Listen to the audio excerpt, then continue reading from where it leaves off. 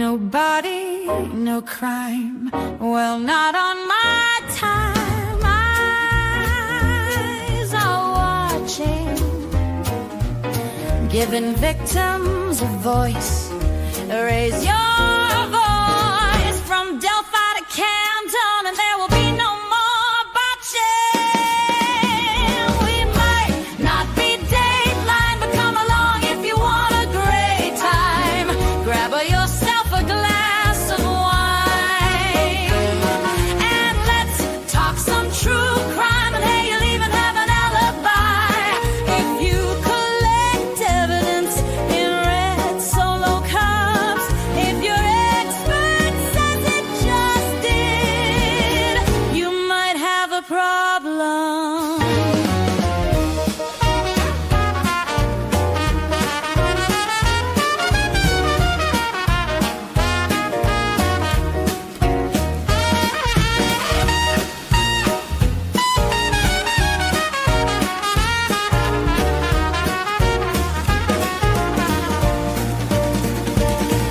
We might not be Dateline, but come along if you want a great time.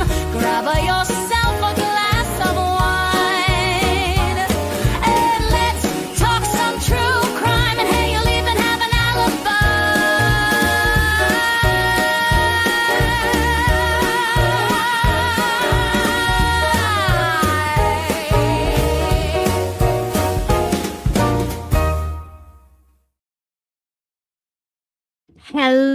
Hello, everyone. Thank you so much for being here. We are just streaming here on YouTube, Facebook, and X. And please share this video, because the more you share it, the more people come watch and they get kind of familiar with Kelsey's case, which is what we want. We want that attention for her case, and then those donations that can help support her in her trial, which is coming up very, very soon. Thank you all for being here. I was just on Baker's. I know a lot of you, I see you in the chat from Baker's chat.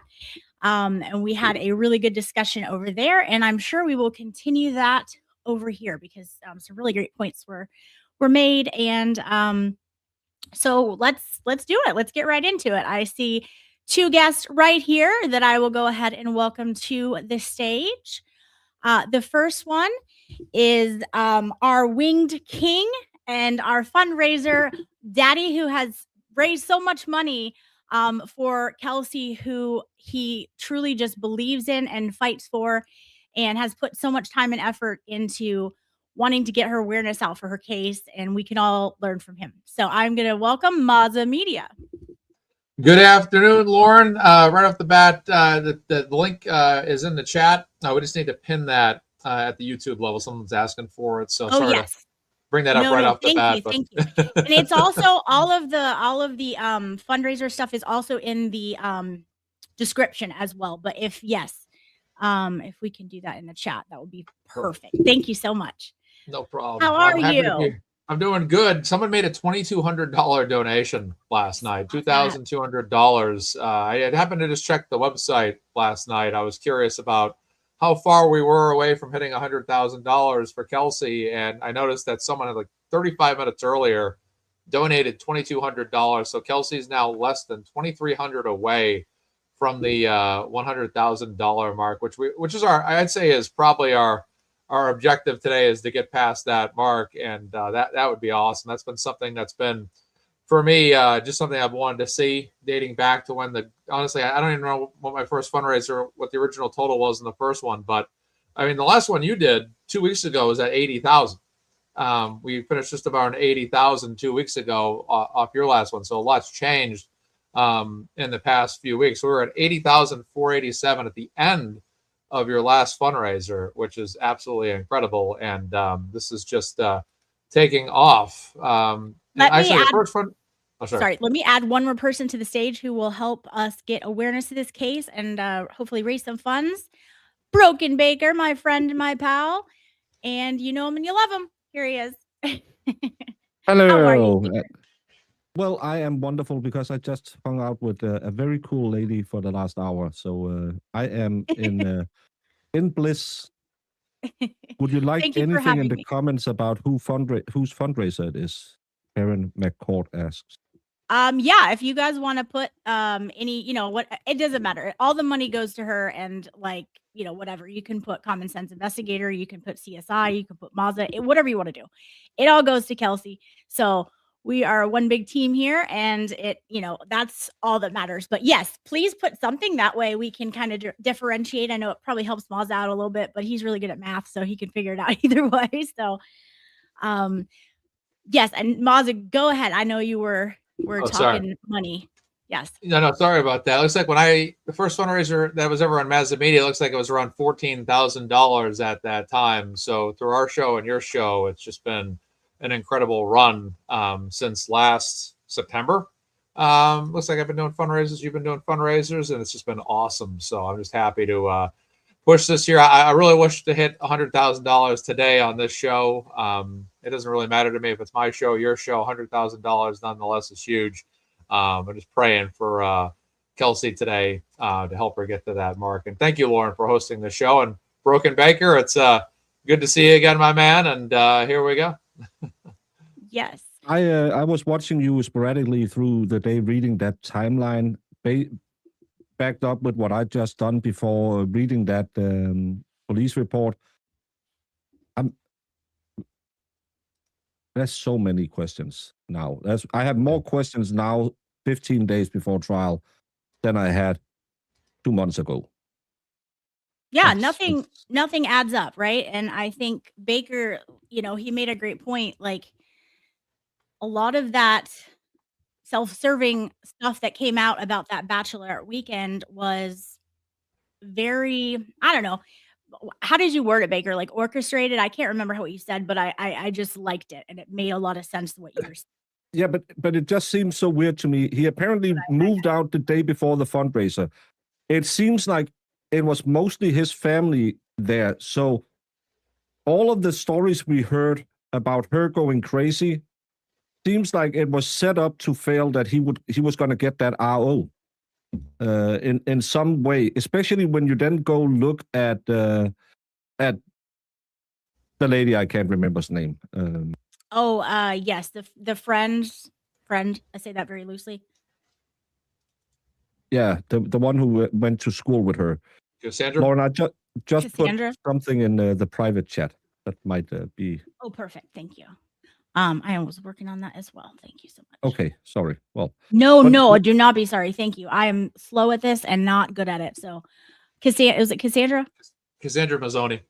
Thank you, love girls. Yeah, you know the local names, because I can't. There's a lot of Italians up there. But Masa also sounds like Italian, so. Right. It does. Masa. Masa. Get us the masa, the spice balls. Yeah. No, but it's just when you read her statement, because halfway through it kind of shifts from being really bad for Justin to, I have to paint Kelsey in a bad picture. He had been weird. He had been quiet. He hadn't participated. She had tried to do some things and make everyone, to me again, hey, come strip for me, or come give me a lap dance, or whatever she might have said to him. Could be an icebreaker because he's cold. Now we know he moved out the day before. Right. I would be pretty cold at my own bachelorette party when I just left my wife or future wife the day before. Right. Did you know he moved out? Wouldn't you appreciate your woman, though, if for a bachelorette party she wanted you, her husband, to be the stripper, as opposed to Carl, the stripper from downtown city local strip club? Like, I'd be like, actually, that's good. Like, she wants me to be the stripper instead of like this random guy that they're going to hire that's going to show up as I don't know what gimmick, but I'd be like, oh, that's good. Like, that's a woman I can trust. Yeah. Firefighter, most likely, isn't that the gimmick? Right. Yeah, right. We have firefighters at home. No, but it was just reading it was such an eye opener, and that's because I did it a lot in the Karen Reed case, because there's so many rumors out there. So I wanted to go back and see what is really in the reports, because we talk every Sunday. We have a show where we're oh, I heard this, I heard that. But what is really filed with the courts, and to me, it seems like a setup.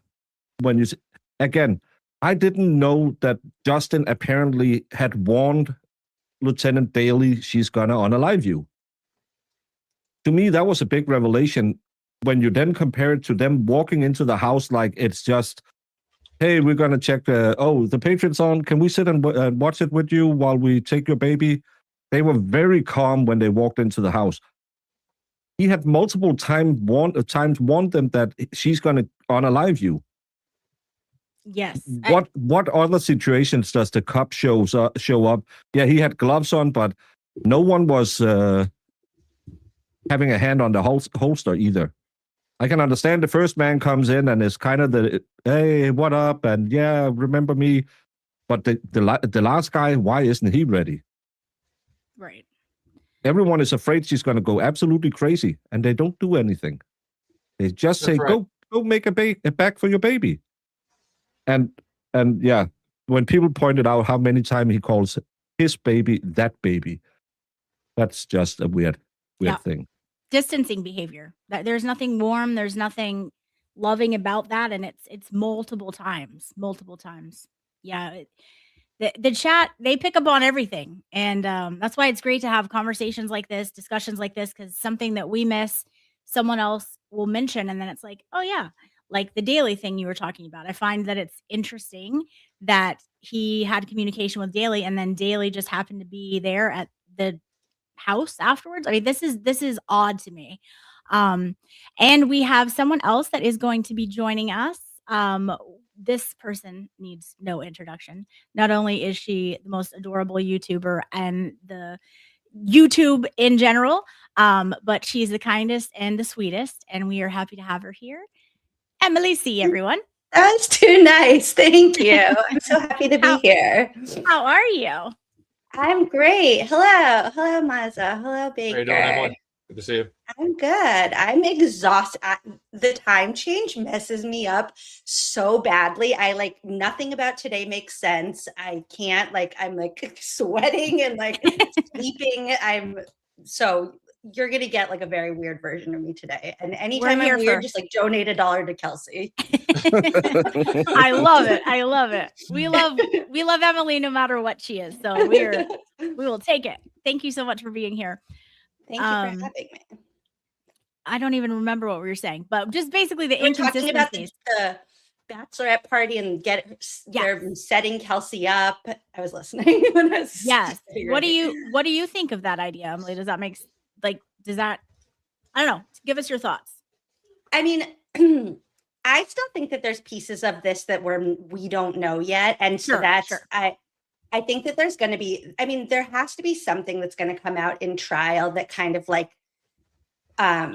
puts the pieces together for us about why everything blew up. Because to me, I saw somebody in the chat saying they hadn't heard of a joint bachelorette party. To me, you either do that because you're all such close friends in a friend group that it would be weird to separate the girls and the boys and you all go together and it's a blast. And if that was their relationship, then that doesn't just fall apart in a day.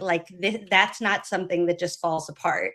And if you're sending out save the dates and invitations and everything, then that also doesn't just fall apart for no reason. And so to me, there's a piece that we're missing of an explosive event that blew it all up, if that makes sense. But that's the thing, when you read the explanation of the bachelor party, we had a joint bachelorette party at but that's what my wife wanted. But when you read it, it seems like there's a lot of Justin family there, and not a lot of, because Kelsey's family is home with the kid. Yeah. And she has a bridesmaid. She hasn't, and I know you Yanks are weird that I need 47,000 people at my wedding. No, do it Scandinavian way. Don't tell anyone and just get married. But you have a bridesmaid who hasn't talked to you in roughly 10 years.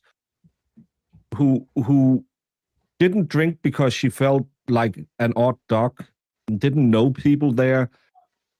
The energy in the house seems like it has been very, very weird. And again, from the RO order, he had already left her the day before. He had moved out the day before. So then why are you having your bachelorette party? Like, that's what I mean by it just feels like there's one more piece that will make us go like, oh, like you found out this, he did that, you did, like there's just one little piece that like is not quite clicking for me yet. And maybe I'm wrong, and maybe that we know everything already. But I feel like just in the trial, we're gonna find out more that's gonna like make this all kind of make sense. I think so. I mean, like my BS radar is going off on this whole trip, you know, and so I think we're going to learn so much more in trial, and it's all going to make perfect sense at that point. Yeah. And when I say make sense, I don't mean make sense. Yeah. We'll understand why Justin did what he did. I think will make sense in terms of like, we'll see the full picture of what she was dealing with. Exactly. Yes. And go ahead, Baker. Yeah, but again, when you read it, who were when the lady I can't pronounce the name of, when she was talking about Sandra Razzoni. Razzoni. It's Razzoni. I'll fix it at some point. I'll hear it. But her testimony is around 11 o'clock, the sister starts screaming in the living room, "Keep your hands off my brother." Justin doesn't say that. Justin just took his stuff and left when his brother got him out of the room. So the family is antagonizing Kelsey as well. It seems like the sister keeps attacking her after Justin leaves. Why wouldn't you say, okay, Justin's gone, adios amigos? I wouldn't stay in a house where my brother had just left. My brother went through a divorce 2 years ago. I'm not sending Christmas cards to that woman. Right. I when she threw his stuff on the front lawn, I said, okay, do you need me to come pick it up and keep it at my house? That's the only thing I asked him. I didn't say, well, she has some really good Chardonnay and I'm just going to go in and sit down with her. Yeah. And I think that was why, too, I had this picture in my mind, like Brendan was the younger brother. And so when it came out that he was the older brother, I was like, oh, wow, I did not have that picture. And I think maybe this is why, because of that police report. And when somebody had asked, how do we know all this? This is all in police like documents and things like that. This is all public knowledge. So it's not, it's not Emily C's or Baker's opinion. Like these are all from the documents that have come out in court and things like that. But I think that maybe was part of the reasoning behind me thinking he was younger, is this leave my brother alone. Like we're 34 years old. Really? Like that's, come on. So yes, to Baker's point. You guys were talking on your show earlier about how you wish you were local because you could like bump into somebody and get the scoop or something. So my sister-in-law went to high school with the aliens.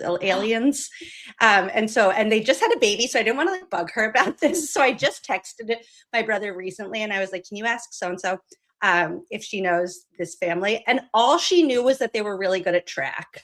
She had no inside scoop. All she knew, she was like, I think he was a really good runner. And then like 2 days later on Maz, I think on your show or on Aiden's show, he was talking about how he knew the brother from track. And I was like, that's all I knew also. Yeah, and we all saw those legs. So it's not surprising. No, but you also know that because they seem douchey. And he was a ranger, but he was only a ranger for a year and a half. There's something wrong there as well. Isn't it normally something you do a lot longer?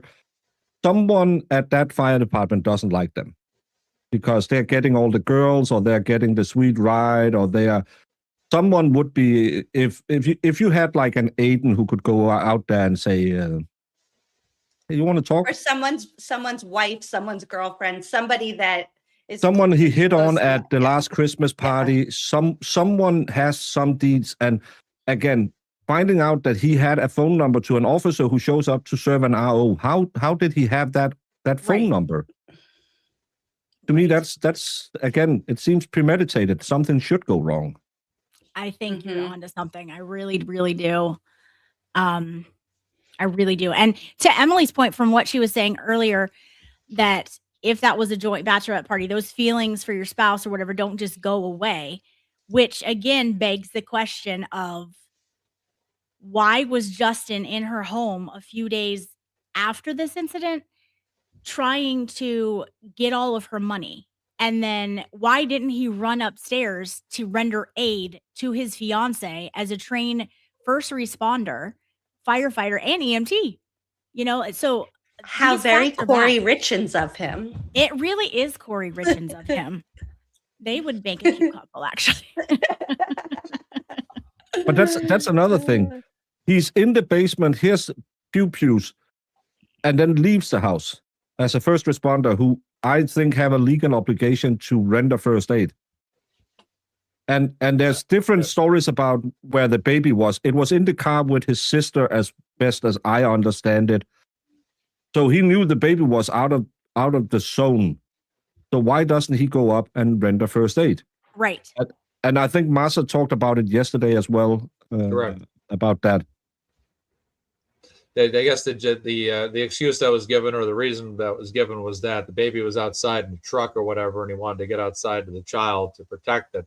It was believed, based on what I was reading yesterday, he was actually in the first floor in the doorway, then went down the stairs, then exited through the overhead or whatever is the bulk den or whatever it's called. You exit, it's that little thing doorway there, exited out there, went to the kid. But yeah, I mean, we were talking about this yesterday. EMTs, medical personnel, they're obligated. He is certified EMT. That was verified again yesterday. Looks like he might have even been a medic in the military, I'm presuming. But it was very interesting to read all that. But to be the only medical personnel on scene, obviously the police have a level of training, CPR certified. We know because Kelsey was doing CPR certification the very day of the incident. But this is just something that, again, this begs that question: what was he afraid of? What was he concerned about? I mean, saying you're going outside to see your child is noble, but your child was already outside. It must have been with somebody else or with someone, I presume. I don't know for a fact, but I don't know. It's not a good look either when it's the police officers that are rendering aid, not yourself, who is an EMT. Then it takes time for those, his very department, EMTs, firefighters, to get there on scene. And fortunately, God, thankfully, assuring Kelsey's life would continue. But it was, again, there's a lot of questions to be asked there. And I think that's probably going to be something we might see asked during the trial as well, as why did you leave? Why didn't you render aid? You're an EMT.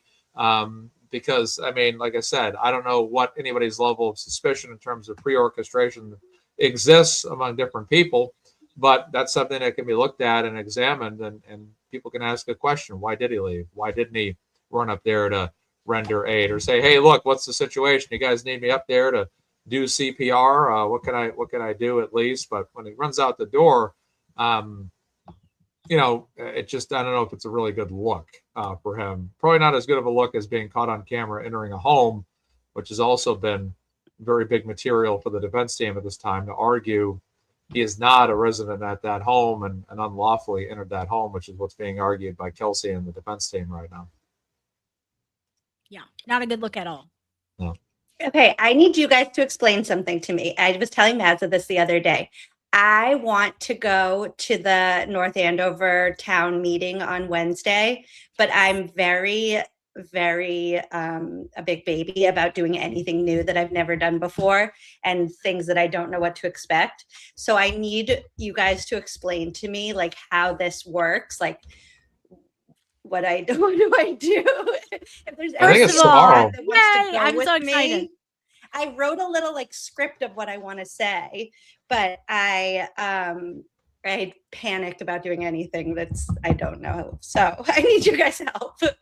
Well, Audrey was kind of in your similar position. Like I was seeing her comments in the Facebook group and she was really scared and terrified. And so I didn't even know if she was going to go because she was trying to find someone else to go. And then she did it. And like, I just knew like that would kind of like get the ball rolling. And so like anybody want to join our Emily C on Wednesday? So she's not alone. It's Or tomorrow. if you just tell me like It's a Monday. It's a Monday. Monday. So it's tomorrow. Yep. Yep. Monday. Okay. Yep. oh, that changes things. Okay, I thought it was Yeah. Wednesday, so that Yeah, changes that's it. okay. Yeah, they do it. We on didn't Monday. put the clocks that much forward. Yeah. What time? Don't confuse me. Did we Seven- skip a 7 day? p.m.. Yeah. Okay, Monday 7 p.m. There See, you go. now I might not be able to go because my husband works from home on Wednesdays. That was the only reason why I might be able Oh, to. okay. Monday 7 p.m. Okay, I'll see if he's home. There you It's go. every Monday, right, Maza? Every Monday. Yep. They're coming up every what's- Monday. It's bi-weekly. So it's March 9th, March 23rd this month. Amazing. Oh, Jenna was Yeah. saying she might be able to go if you're able to go. You guys are I'll be, awesome. I'll be Tom streaming that CPU is tomorrow. going. Oh, is he? Tom said in my channel he's going tomorrow as well. Oh, Okay. Oh, cool. So excellent. you will have some familiar faces, so you don't have to feel. Okay. Well, now I'll look into it. If not, I'll just make a video or something reading what I was going to say. I love those as well. Yeah. Yeah, so everyone check out Maza tomorrow because he will be streaming that select board meeting.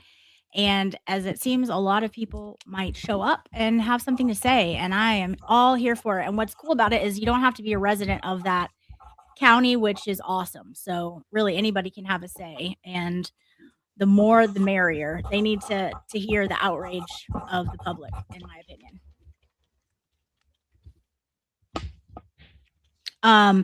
Maza, Can we hear the speech that Emily was asking? Oh, Yeah. Want me Yeah, to just do she's- it? No, but you said Yeah, that you wanted to hear what we had to say. Well, what you had to say. Want me to read it? yes. Yeah. Okay. I was a kindergarten teacher for 15 years, and every year I taught my students that firefighters are helpers. They keep our community safe. But now I'm a stay-at-home mom, and because of what I saw in Kelsey Fitzsimmons' security footage, I don't know if I can teach my son that. Because if that firefighter and his helpers helped themselves to Kelsey's things while she fought for herself in the hospital, are they really helpers? I also taught my kindergartners that it's never too late to do the right thing. My 5- and 6-year-olds knew that we all make mistakes and we all get things wrong. As a class, we would celebrate the integrity and conviction it takes to recognize those mistakes and to correct them. ADA Gubatosi watched the same video that we all did, the most clear example I've ever seen of breaking a door and entering a house. And then with a smile, he said there was nothing to prosecute. My kindergartners would know that that was a mistake, and they would wonder if there are any helpers left in the community to help keep them safe. So good. So good. That's what I always love about Emily is like she always delivers like really impactful stuff and it's always respectful. Like, but it also has like just it gets the points. I love that. I absolutely Thank love you. that. Yes. Well, Even maybe when I'll just someone let this attacks her one- on Twitter, she finds him a hobby instead of. I know. He's so kind. 25 hobbies. Competitive yo-yoing. I actually had a buddy who won. I don't know. You're not old enough to remember back in the day. Coca-Cola would have these competitive yo-yo tournaments, and he won it like 3 times or something. He was really good at it. Wow. Yeah. Well, hopefully some of my trolls will preoccupy themselves because they've been spending Oh. a whole lot of time in my mentions. Yeah, they need Yeah. to be gone. That's not cute. Is this accurate, Yay. Maza? What's that? This Let me check. Gavin in the background here. Let me take a look. With the update. Let me see what we got for a new total here.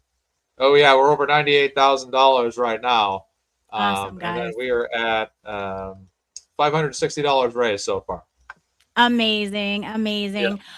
Also, Maza, I tried to like pin all of the like her GiveSendGo and her wish list and the Facebook group and all that, and it was doing the same thing again that it did last time. It won't let me tag it all.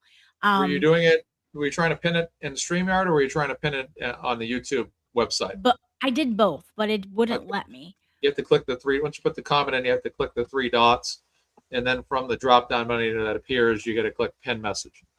It was making it like 4 different things. I think because it's a long list. Okay. I You think still have to abide by the numbers of characters you can put in a YouTube Yeah. chat. I would just Okay. put the GiveSendGo, and then if anybody has, like what I usually do is I put the GiveSendGo, pin that, and I put everything else in my description, including the GiveSendGo.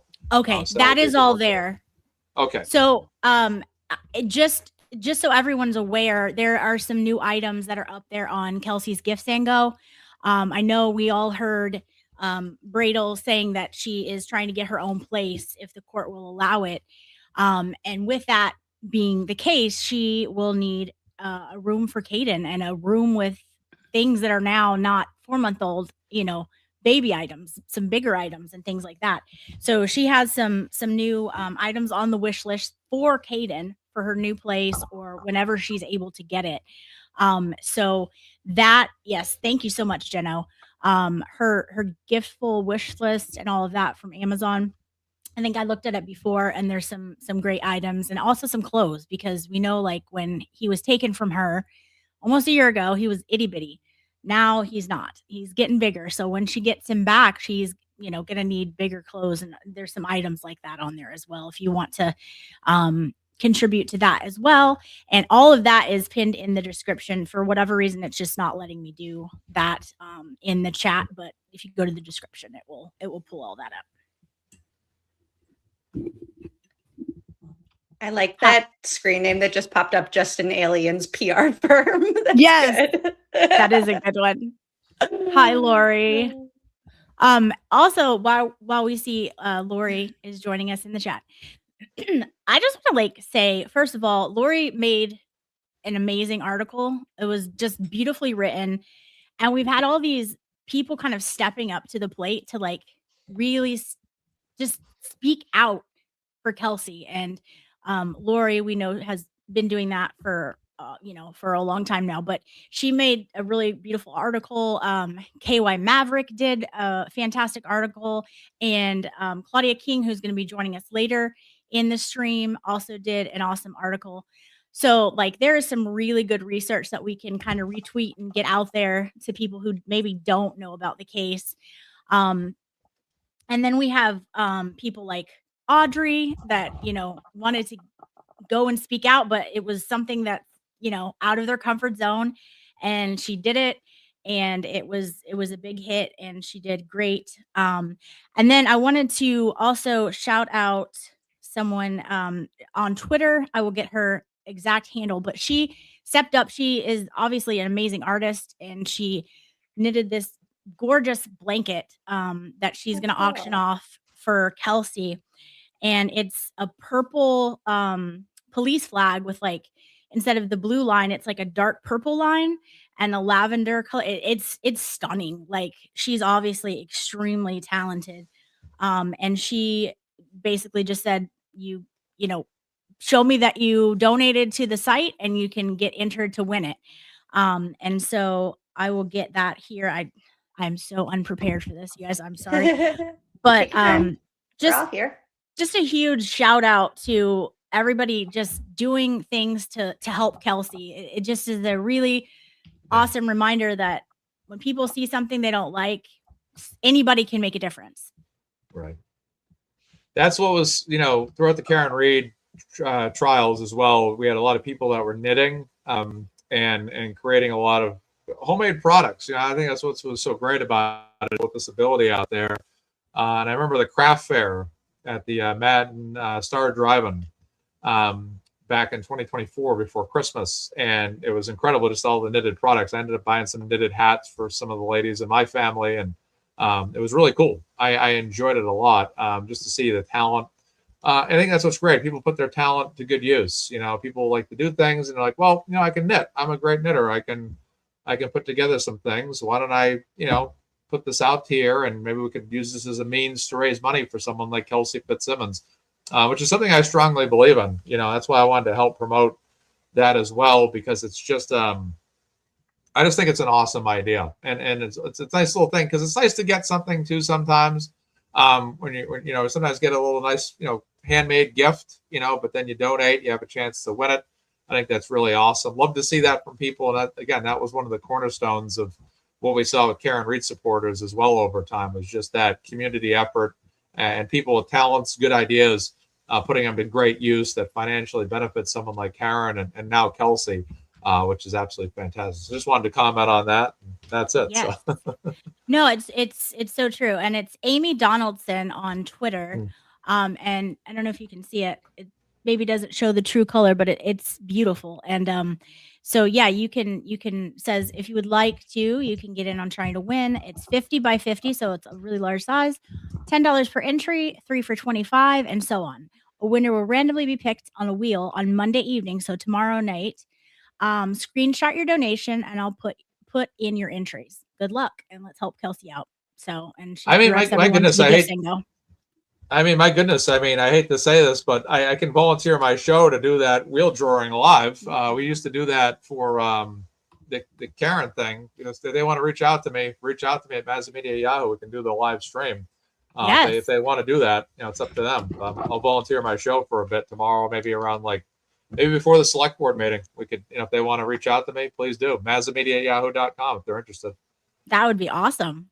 Yeah. Absolutely awesome. Let's see here. Yeah, so someone mentioned Allison has also raised 5,000 with popcorns. Poppin' popcorn. Allison kind of got Yes. the whole ball rolling of thinking outside the box and just going and doing something and just saying, I'm pissed about this. I'm going to get this going. And she did. She raised a ton of money. And she's someone who has been speaking out about it on Twitter and all of that. So we love Allison, and also the popcorn was really good. So It was. Yeah. It was a much better company. Yeah.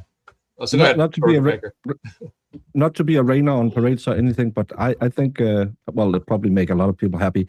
I will jump off because we're getting close to 10 o'clock my time. So you have done the jump forward. We don't do it for 3 weeks, so I'm just as confuserated like Emily, because now it's 5 hours, not 6 hours, and I thought it was 7 hours. So I've been a little stressed over that as well. Can we just do Can we just keep the clocks where they are? Yes. Yeah. Please. Let's do the China thing. Just have one time zone. Yes. I like it. Some of you will really hate when we go and say, well, it's 10 o'clock now. No, it's 3 o'clock. Nope. You're on London time now, baby. But Lauren, thank you so much for all you do. Massa, of course, you are the leading light, and Emily, you're just the brightest light. And Lauren, thank you so much for hanging out with me pre-show, and thank all of you in chat, because you are the ones who make the magic happen. We are just the faces who talk to you while you make magic happen. So thank you so much. Thank you, Baker. Sleep bye, good. y'all. Thank you. All right. We love Baker here. He's fantastic. Always giving of his time and always helpful of other people. And I know he helps me as well, because I don't know what the heck I'm doing. So if I have a question, I can message him or Mazza, and they are always ready to help. So we offer tech support. Yes. I wanted to say, I've been speaking of people who are being creative and using their platform. I've been talking to somebody on here who owns a skincare company called Bay Harbor Beauty. Yes. And she's offering a portion of any of her any of the sales to go to Kelsey's GiveSendGo. I need to just reconnect with her and figure out what the code is and everything, and then I'll post about it. But I got some of her products in the mail the other day, and they're beautiful. They feel great. So I'll let everybody know more about that when I find out more. Yes, I've been wanting to look into it because I hear Jess saying good things about it, and then I've seen her in the chat. So that's amazing. Thank you. Yeah. So if anyone wants to do that, Emily is going to find out more of the details, and that way you can try a new product and also help Kelsey out. So Fantastic. Okay, we got the new total here of 565. Awesome, woo. guys. Yeah, if we can get to that $100,000, that is a huge, I mean, what an accomplishment in a small time, really, of everyone coming together. Maz's hard work. He has, he's the one that started all this fundraising and just kind of blazing the path for everybody. And so if we can get Kelsey there, her trial's coming up in 2 weeks. I mean, that's going to be here before we know it. And then not only will she have to get through that one, but she will have about 1 million other family court dates with an attorney who is also, very skilled and very expensive. So she's got a big fight ahead of her, which I no doubt think she will win, but it's going to be a process and an expensive one. So also, there's so much stuff that Justin took from her. So if we can help give back, like some of that, he stole cash, he stole the honeymoon and put it back on his card, which I'm just going to venture to say probably wasn't paid by him if I had to just randomly guess. And so if we can help her get some of that hard-earned money that she worked hard for back, we know that the Commonwealth isn't going to do it because they're not doing anything about his acts and his felonies. So if we can help do that, like I would feel so good about that. And just a big And he ask to him. stole like the future from her that she had imagined. Like she invested time in him, like that she had a future envisioned with him that he took from her. And I feel like what we can also give her back through these types of fundraisers and donations is like the promise that not everybody is like him, and that like there are good people in the world, and that just because he sucks doesn't mean that everybody sucks, and that like there are people that are going to care about her no matter what he did, and there are people that see him like I just keep thinking it must have been so frustrating for her for so long to kind of like see him for who we see him as now, but like worrying that not everybody was going to see him clearly and like get it, and worrying that people were going to side with him or sympathize with him. And I think that these fundraisers help us show her like we're on your side. Like that gaslighting narcissist did not convince any of us, and we're with you. Yeah, that's so well said. And I mean, can you imagine? Like she can't speak because she's on trial, and then he's the only one that's able to get his narrative out there. So man, I can only imagine how worried she might be of like, hey, if people take this at face value, I'm coming off looking like he wants me to. And then knowing that there's this whole backstory that no one has been able to see yet. And I just think like she's so tough and on so many levels to just be able to sit there and just have to bite her tongue. And I don't know, she's a better person than I am, because I probably wouldn't have been able to do that. So. And then like he gets the opportunity to get his story out, and he's like, oh no, only ask me these 4 questions and no cameras, please. Like she's probably dying. Like she got in front of a camera even when she probably wasn't supposed to, because she couldn't take it anymore. And that's when you know who's telling the truth and who has the truth on their side. Exactly. Yeah, that whole thing.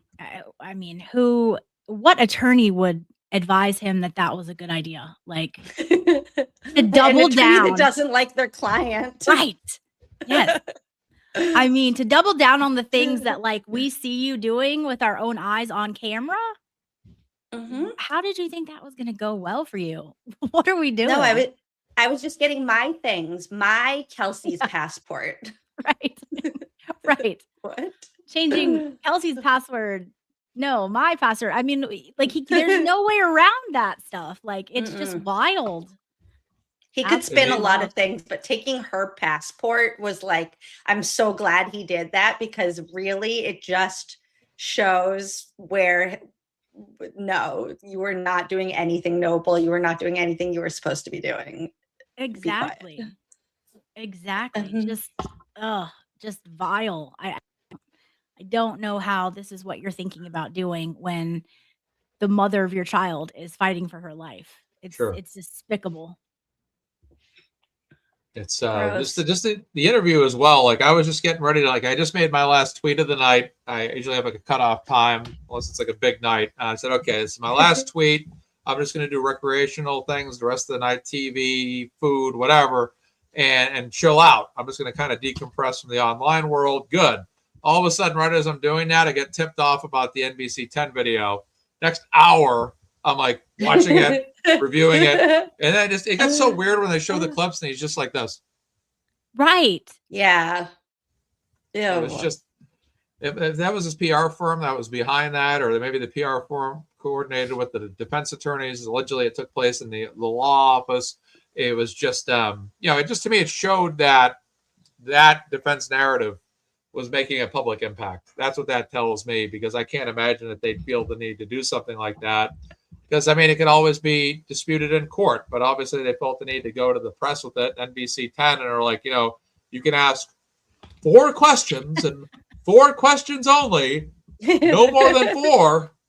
And, you can't record. Another thing, too, and Claudia King, was tweeting at me about this, too, was just the fact that, like, not having it recorded, just to me, look, when you look at Karen Reed, when she did her interviews, she would just, with the press, she'd just say, answer the questions and all that good stuff. Now, him, it's like, well, there's 4 questions, no more. Then Right. more. A little bit of Jim Carrey, sorry. Very influenced by Jim Carrey in my childhood, to say the least. Ace Ventura was way too influential in myself when I was like 10, 11, 12. That's a movie I've seen. Alrighty then. Yeah, there we go. And it's just like, it's not recorded. That was one of the first things I said. I go, what do you mean it's not recorded?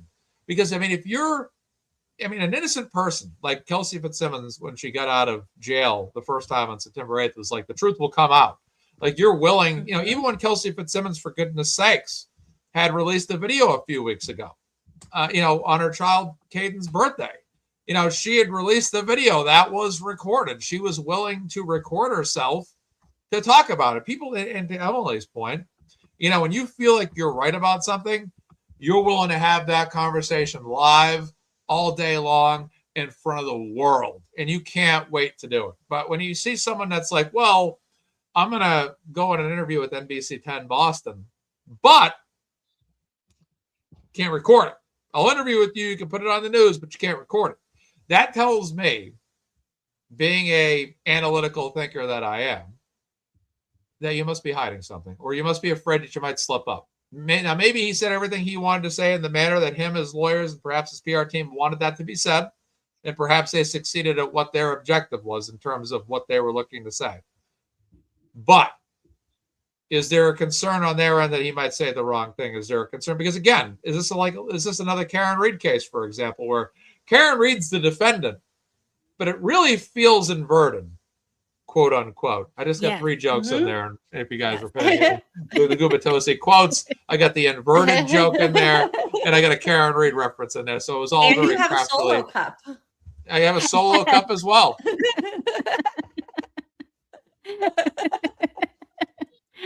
I got comedy going today. I'm loving it. I don't usually do comedy, but today I'm doing comedy. I love it. Yeah.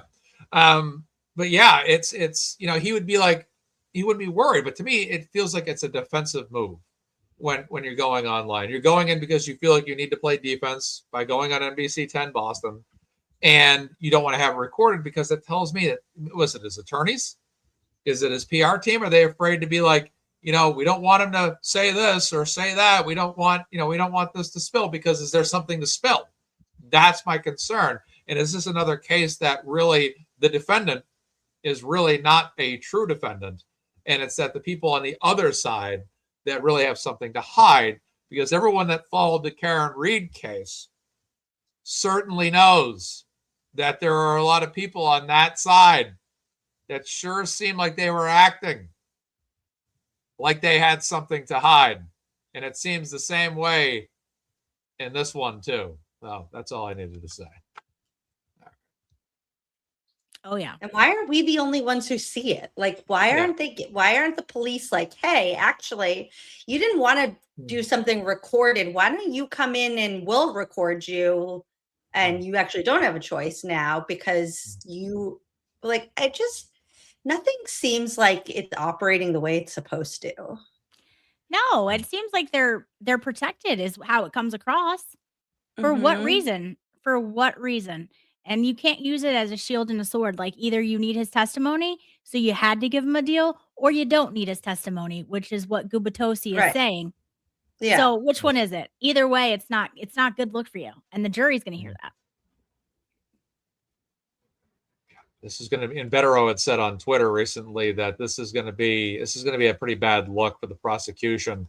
You already had a grand jury that kicked back some of those charges, and now you're going to have this, all this stuff coming out by Bradel, all these statements and the video, and they're going to say, hey, look, he didn't live there. He entered this home. He technically breaking and entering. It doesn't matter whether the DA of Essex County wants to file charges, or the North Andover Police Department want to look the other way.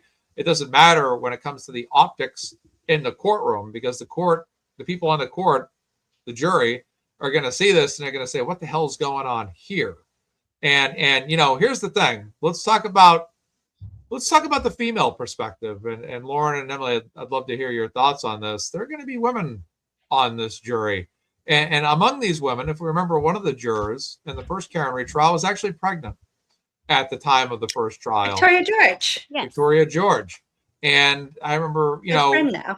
yeah. Yeah. And these women that are on this trial, there's going to be a good chance, a majority of them are mothers, or at the very least, aunts, older sisters, perhaps, have younger sisters, perhaps younger siblings, perhaps, that are going to be very sympathetic to someone like Kelsey Fitzsimmons. There's going to be because again, I think there's a very big level of gaslighting going on here. And I think when it comes to male versus female dynamics in terms of the relationship, there's a lot of women that don't really have much tolerance for even a man who shows a hint of the behavior that we've seen out of Kelsey's ex-fiance. So I think that goes big in Kelsey's favor, because if you're looking at least 50% of that jury and it's women, there's not going to be a chance she's getting convicted at all. How much I have to say. And then you're going to have, you're probably going to have some gentlemen there, I might have my perspective on this, that are, whether or not they're looking at it from a male-female perspective, or parent, non-parent perspective, but just simply a cover-up, a shady, can't trust police, can't trust your local officials perspective. You could be up to 8 jurors out of 12 very quickly that are not going to be favorable to anybody but Kelsey in this. So optically, I think that video of him entering, what were you entering that 4 days after? Like, what was up with that? Why did you bust? Oh, well, I lived there. You see, well, it doesn't say your name on the deed. And quite honestly, these are the same cops that I felt delivered the, I don't care. I'll be honest with you. There's certain times people will say to me, Mazza, these are the laws, these are the rules. And there's sometimes my mind just in full rebellion just says, I really don't care what the rules are. This is what the rules need to be. I am not taking kindly to the fact of the manner that RO was served. I do not like the fact that she literally opened up the door, and under 2 seconds later, the very first officer is stepping foot inside her home. Why not let her open the door? Why don't you tell her why you're there? Why don't you tell her what this is all about? Instead, that door opens, and Kelsey, being deceived by the fact that these people are her coworkers, quickly learns that they're not there to be coworkers. And this is about something that's going to have a permanent effect on her life, no matter how much, no matter whether or not she gets her child back sooner rather than later, or whatnot. This is a woman that has been shot, will have wounds, that went through the front and back of her body. And, I have basketball injuries from my past that I can still feel from time to time to this day. That pales in comparison to being shot. That pales in comparison to every single time, you see your body, you're going to see that scar there. This is stuff that's just, again, she will prevail, but the memories and the scars will always have an impact in her life. And again, well, she'll have better days ahead. This is just something she'll always have with her. And I think there's people are going to look at this and they're going to say, hey, why did those police officers enter that home right away? it's like a cop pulling you over and saying, hey, get out of the car right away. And you just were driving down the street. And quite frankly, you were doing the speed limit. I just did not like that. And I had some people on Twitter that are not people that we know. It's always people we don't know. They were contesting it. Oh, they were there. They have the right to enter. Well, no. I think that I think they tried to play her. I think they tried to use their fact that they knew her to get in that house as quickly as possible. And I think that played up a situation that got out of control, because you see it in that video. And I've said it a few times. I've pointed out, you can literally see the moment on that video. You can pinpoint it where Kelsey opens the door like, hey, how you doing? Okay, I guess you're stepping in. Then she kind of has that moment where she kind of turns, and then she's like, yeah, come on in. That's when her mind kind of caught up and started to say, at first, like, oh, hey, how you guys doing? Then all of a sudden, after they start to enter, okay, now there's something extremely abnormal about this. To me, that's an ambush. And I don't care what the laws are. I don't care what the procedures are. I don't care if anybody out there disagrees with me and wants to have some kind of analytical debate that goes on for 700,000 hours about it. I don't care. It was an ambush. They should have presented that information up front. This is why we're here. This is what's going to happen. We're going to have you step outside the house. We're here to first secure your firearms. Where are they? Okay, that's secure. We're also here to take your child because an RO has been served. We know, Kelsey, we know this isn't typical procedure, but this is what we have to do today. We want to let you know this. We want to have you step outside of the house. You're going to stand here with one of our officers for your protection and our protection as well. They don't do that. They go inside the house.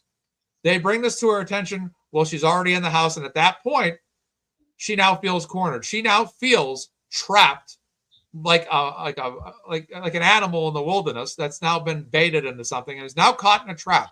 And at that point, and I've said this before, postpartum or not, postpartum depression, I get it.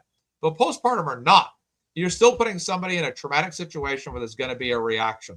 And she's also going to feel, I hate to say it, to some degree, on the same level as these officers. It's a little tough for her to respect them as officers when she's an officer too. It's very difficult sometimes for cops when it's cops against cops. And I'll conclude in a moment here, but this is a situation I feel like they turned the flame up on her that instigated a reaction and a response out of her that would have caused more panic. They could have brought her outside for a few minutes, litter, absolutely blow her top off, scream, yell, swear, lose her mind, go absolutely to the point of just absolutely exhausting herself mentally to get her to vent. But once you're inside her house, it creates a different reaction. It creates an escalated reaction. And what I'm really just saying is, I don't care what Kelsey did. I hate to be so honest about this. I don't care what she did in that house. I really don't, because it still comes back to the fact that the North Andover Police Department handled this situation as awful and as inappropriately as possible. And if they're listening right now, I really don't care. And if they're listening right now, I'm really not going to apologize, because the only reason why we're here, the only reason why we're having this conversation and we're not taking time today to talk about maybe Karen Reed, Turtle Boy, or other cases is because of the North Andover Police Department. The reason why we're doing, a lot of people might be going to North Andover tomorrow is because of the North Andover Police Department, who still, after the fact, refuse to be objective about this situation and are echoing the Canton Police Department, who were extremely shady, who had more and more people going to their select boards as time went on. And we're sick and tired of this. And all that we ask, at the very least, is that you do your jobs appropriately, the way that you're trained, and take things all into consideration without hiding it under the rug. And tomorrow, the North Andover Select Board is going to be put in check. I don't know who's showing up there. I don't know who's going to be there. I don't know what's going to be said. But this select board is going to be called out tomorrow to some degree by various people. And how they respond is going to determine how much more often people continue to show up in that town, or people that are from that town show up for those meetings and start to ask questions. Because this is where it gets to the point of no return now, is you know, if this is going to be a select board that's going to be negligent about this, it's only going to cause more outrage in the town. If this is going to be a select board that's going to be like, you know what? We're glad you guys have come and brought this to our attention. We're going to look into this because we're not like that other town in Canton. But we're actually going to take this under consideration because we take our town seriously. And when people in our town, and even people from out of our town come here, bringing this to our attention, you bet we take this very seriously.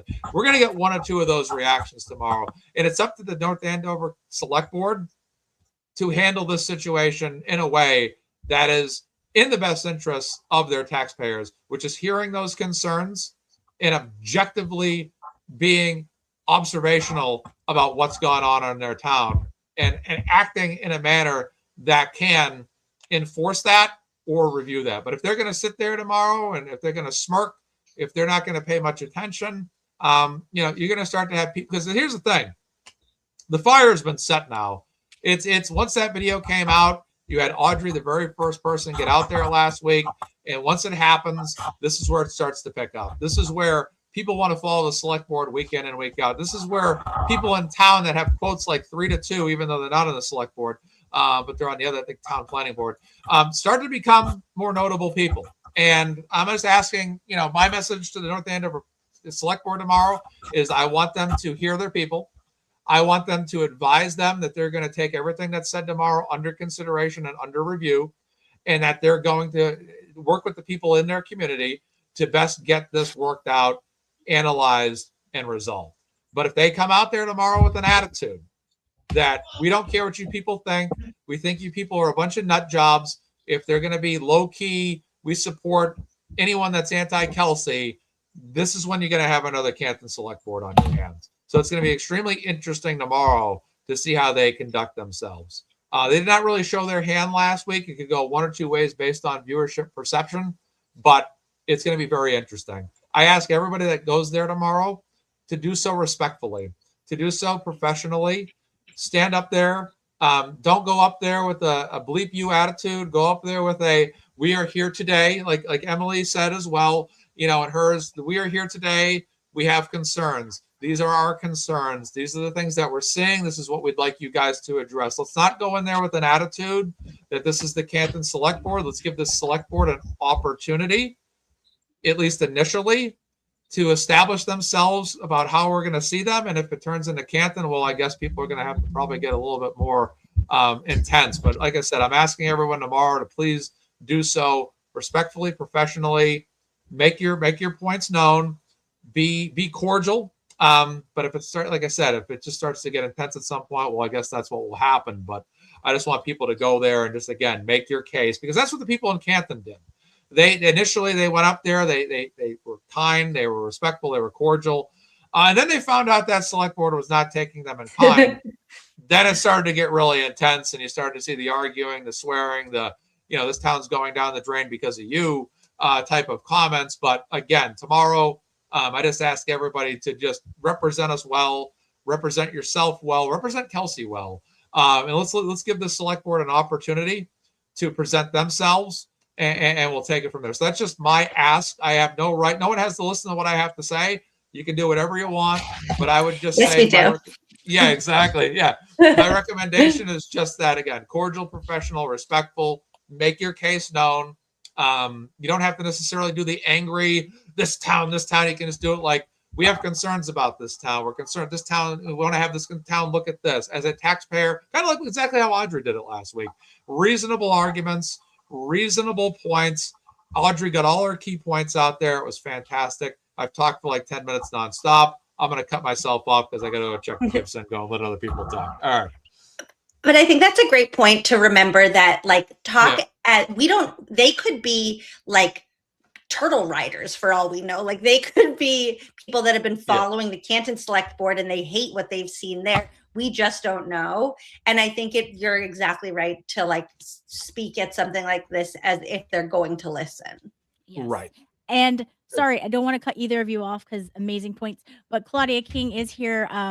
And we want to welcome her to the stage. This is my friend. I also Claudia only King. have like 2 more minutes because I have a little child that is knocking. Yes. So you just sorry. let us know. Thank you so much.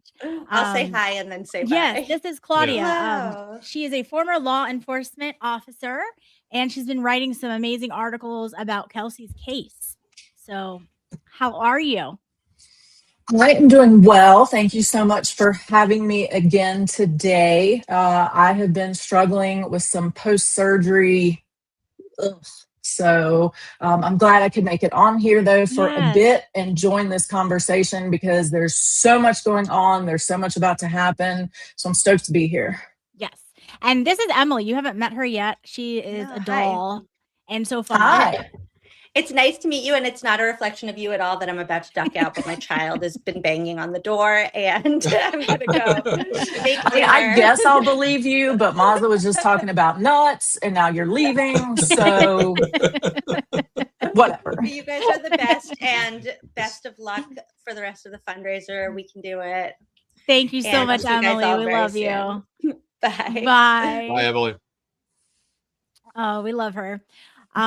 Claudia, thank you for joining. I know you had surgery. For those in the chat that don't know, Claudia had surgery, so she is being such a trooper and willing to join us, even though in a little pain. So we really appreciate it. And I know we haven't really talked since any of this video that the defense dropped. So I cannot wait to hear your thoughts and just tell us everything.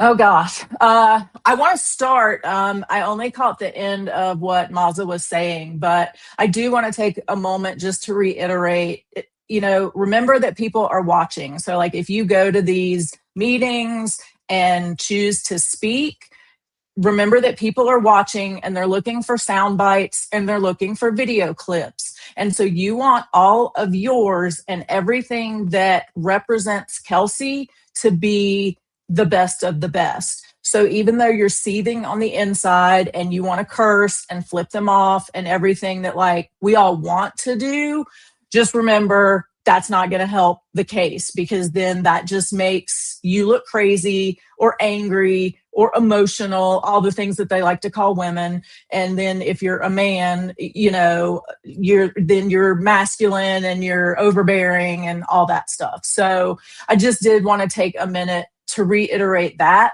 like plan out what you're going to say. You generally have a specific period of time. So look up what that is ahead of time, write out what you're going to say, practice it, make sure you're in your time limit. And if you're speaking off of your cell phone, make sure to turn off like the auto dimming on your screen so that like it doesn't go black while you're talking and then you look like an idiot trying to pull up your speech again. Just some things from personal experience that I have done and been through. So, wow, the video. I want to start, if I may, with Justin's interview. And like, can we even call it that? Because we had like some photos of him like sitting across the desk from someone, but was it really an interview? Like, I didn't feel like it was. And he was very purposeful in how he did things. And like, I get that to a point, but if he is just there to really speak the truth and to clear his name, why wouldn't you just come out and say what you have to say without all the rules, without, oh no, we can't have this recorded and we can't do this. And that's because he didn't want to have anything that somebody could use against him at a later point. So I just thought it was very theatrical. It was very purposeful, but not in a good way. And I don't think he's doing himself any favors.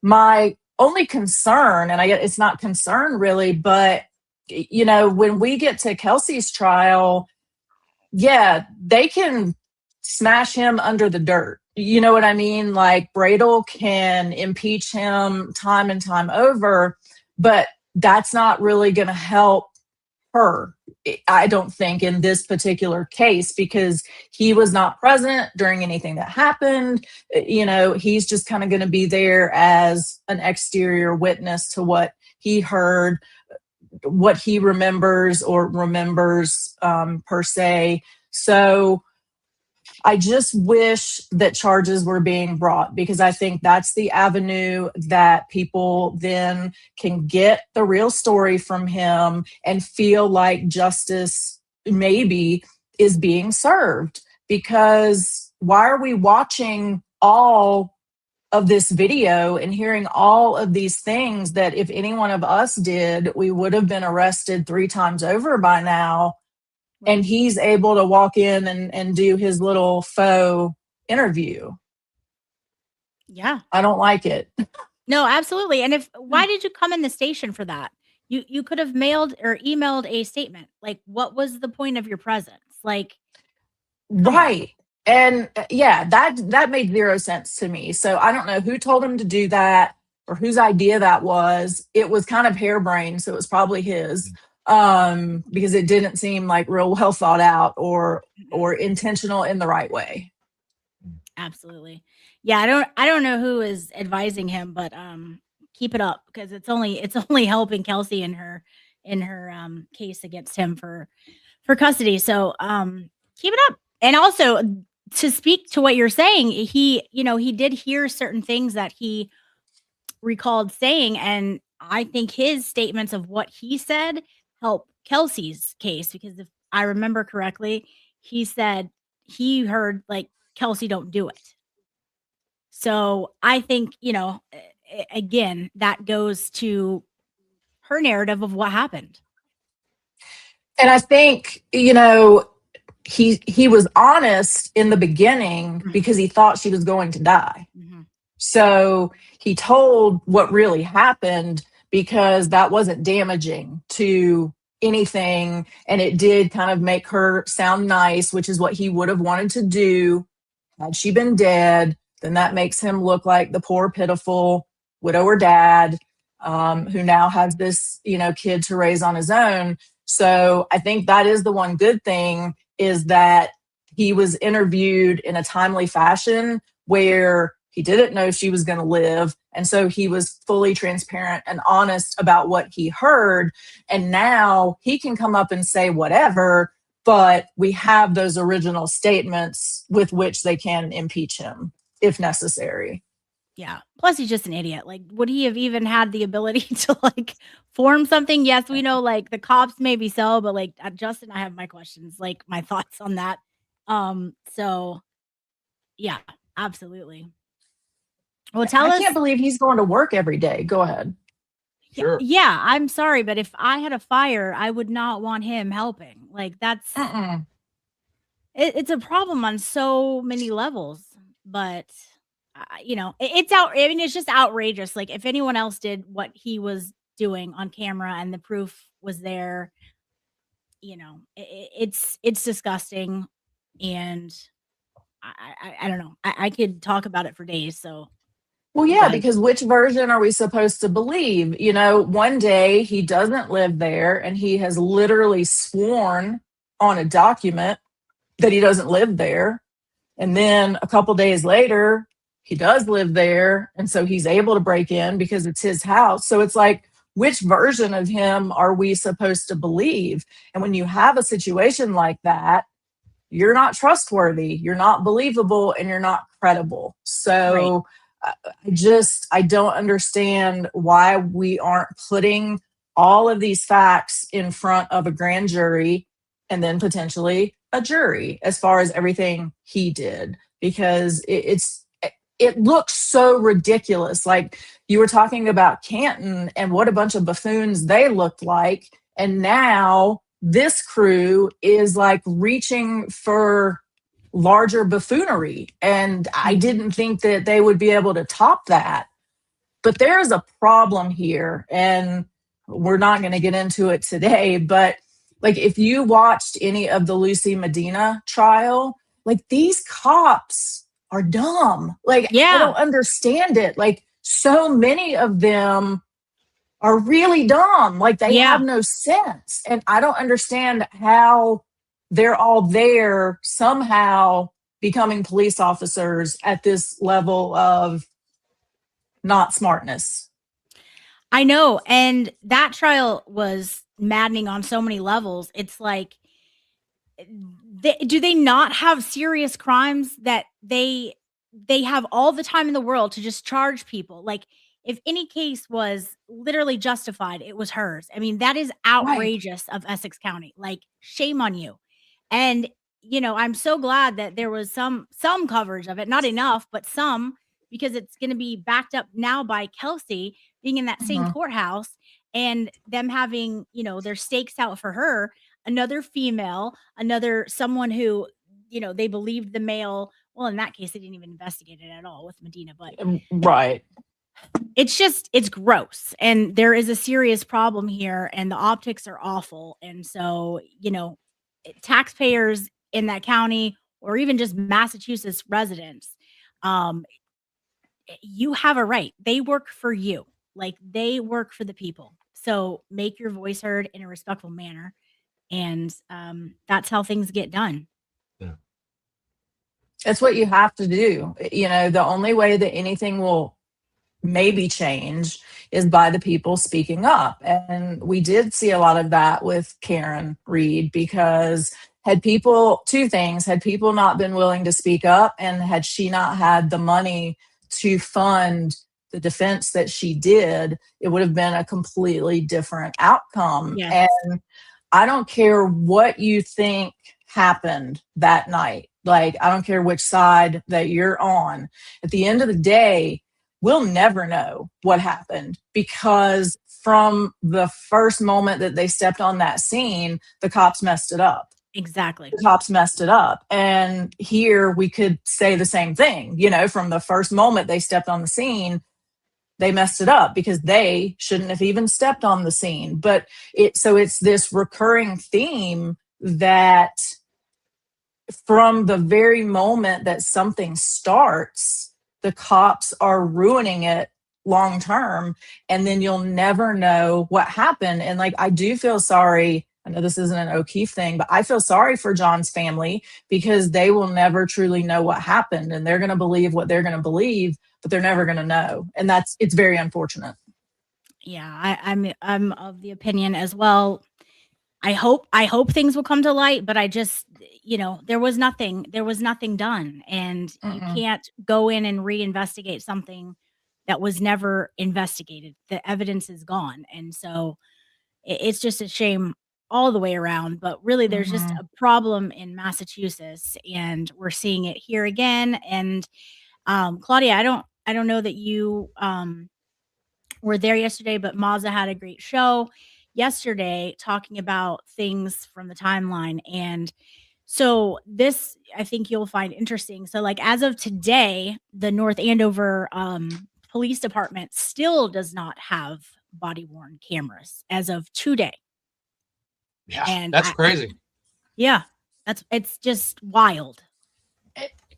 So what are they trying to hide? I mean, to me, that's the question that you have to ask. Is after something, like, for example, one of the departments that I worked at, and this was like in 2017, one of the officers got beat within an inch of her life, literally, by a suspect. And like the next week, she had a body worn camera. And then shortly thereafter, everybody at the department did. So it was like, all it took was that one incident for them to realize, like, we got to do something. So how that hasn't happened here is really interesting, because why don't they think they want that? Or why don't they do that for the confidence of the public? And to me, it's clear because they're hiding something, or they want to hide something. I couldn't agree more. It's troubling. It's very troubling. What are your thoughts about the video where we see Justin busting in the door, and then, the things that follow with the alleged things he did on Kelsey's computer? Right. And I know we have to say alleged, so I'll keep saying it, and that's fine. I guess he knocked his sunglasses off. That was the first thing I noticed. So poor guy, was not properly prepared to bust the door in. But, it was just, it was just so amateur hour looking, like, first and foremost. And then watching these four goons, you know, rush in. Like, it would be funny if it wasn't so serious and such a Right. serious situation. And I think things aren't coincidences, right? Like, we all know that here. And that's why when you have a circumstantial case, it like adds up, because you start to look at things and they add up. So with this, like, he breaks it. Okay, first off, he lies that he lives there when he said he didn't live there. And then he breaks in. And then he destroys the alarm system. And then, like, there's so many and thens, including her money being taken, her vacation being canceled, and that money being taken. And all this is easily provable. So that's the other thing, you know, for people saying, well, none of this happened. Well, the digital evidence is there. You know, it's there or it isn't. So, I mean, that's the easy part. And I truly believe that he thought she was going to die. Yeah. And so nobody was going to miss any of this. And his true self took over, and he saw dollar signs and wanted to rush in and take that. But all that shows the steps that went, and no coincidences. So it's like all that stuff doesn't happen just mysteriously. Like, mysteriously, her money is suddenly missing from this bank account. Oh, and at the same time, it was suddenly this vacation was canceled. Oh, and it all happened from his mommy's house. And oh, it right after he broke into her house. So that's not logical, right? So we can say alleged, and, you know, technically he would be innocent until proven guilty, but we're not even getting that chance. Right? We're not even getting that chance. And the people, that's the other thing. The people aren't getting that chance, because the state and the counties and the Commonwealth, they represent the people. So they should be working on behalf of the people, not this one guy, because they think it's a detriment to their case. And you know, I talked about it a lot in one or both of the articles that I recently wrote. You know, Kelsey is not the perfect victim, because she is outspoken. She is strong. She is attractive. She is intelligent. Like, she's all these things that people don't want women to be, especially in law enforcement. And so it's easier to just burn her at the stake than allow her to have justice. And that's what's scary to me, because if it happens to her, and we've seen it happen to other women there, then what else is happening? First off, that we don't know about, and then what's going to happen next. Right. And if you're a woman in that department, in my opinion, you should be terrified. This is, oh my gosh, this is awful. I mean, this is a real big problem. And what a, you know, just a step back for women officers everywhere, but especially here. It's yeah, it's hard enough. Like, that's the thing. It's hard enough. And people can say that times have changed and things have changed, and that sounds great. It's pretty much not true, though. And so for this to be happening still, and for, I guess, with the two women there left, like, I don't know how they aren't putting in their resume wherever they can. Like, I would not want to be there. I can't believe that the woman who settled her lawsuit, the sergeant, stayed. Like, right. I would be sleeping with one eye open every night, because who knows what they're going to try to do to her. Right. Allegedly. Right, you can always get sabotaged on the job, and you know, I've seen a scene in the movie Copland where there was a cop they didn't trust, and he was in a desperate situation, and was dangling for his life, and they took their time to rescue him, and the guy ended up dropping to his death. It was just a movie, but you know, I always say art imitates life.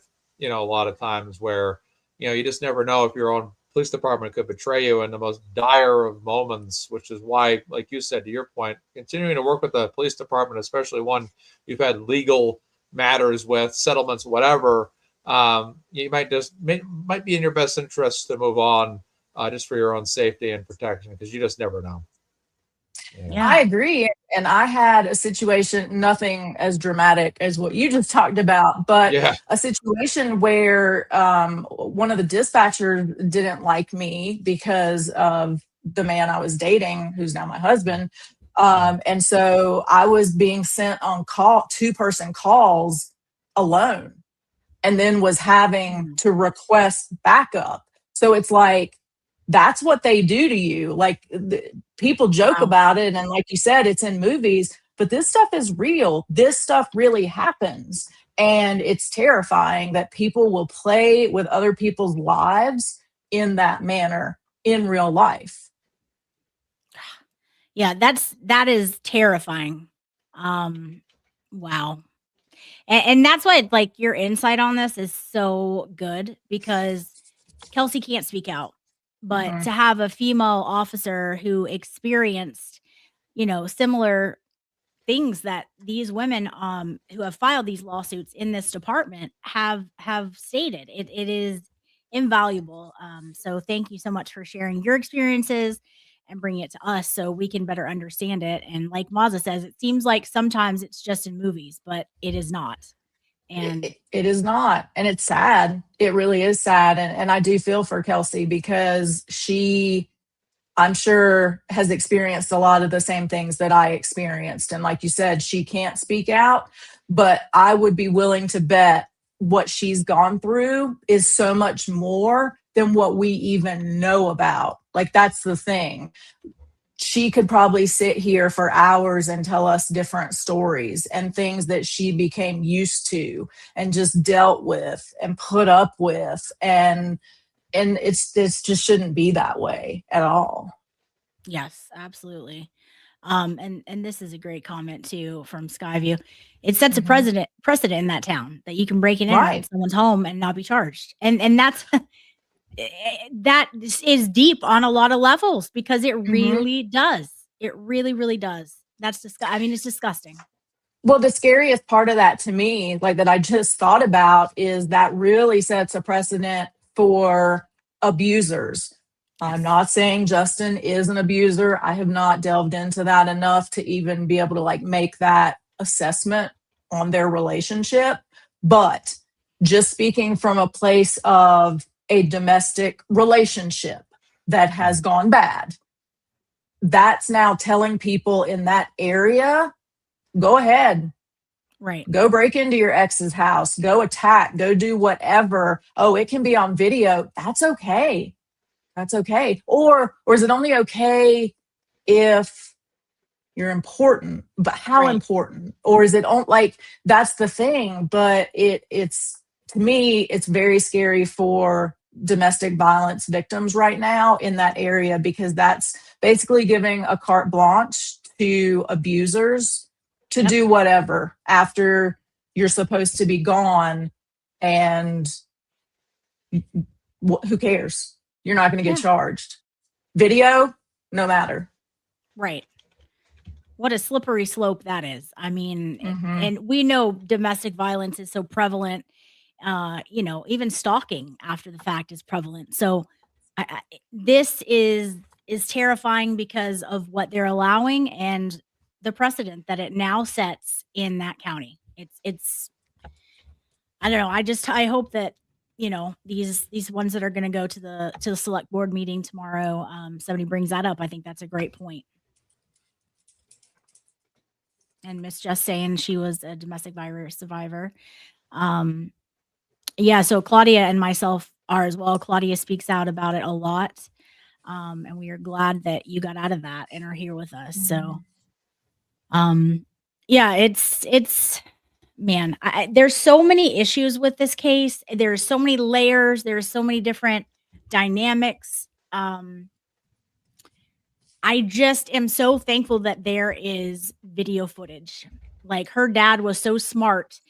Maybe people would have done this, but for him to, like, have that foresight of, like, doing it so quickly, I think it is really going to prove Kelsey's innocence, in my opinion.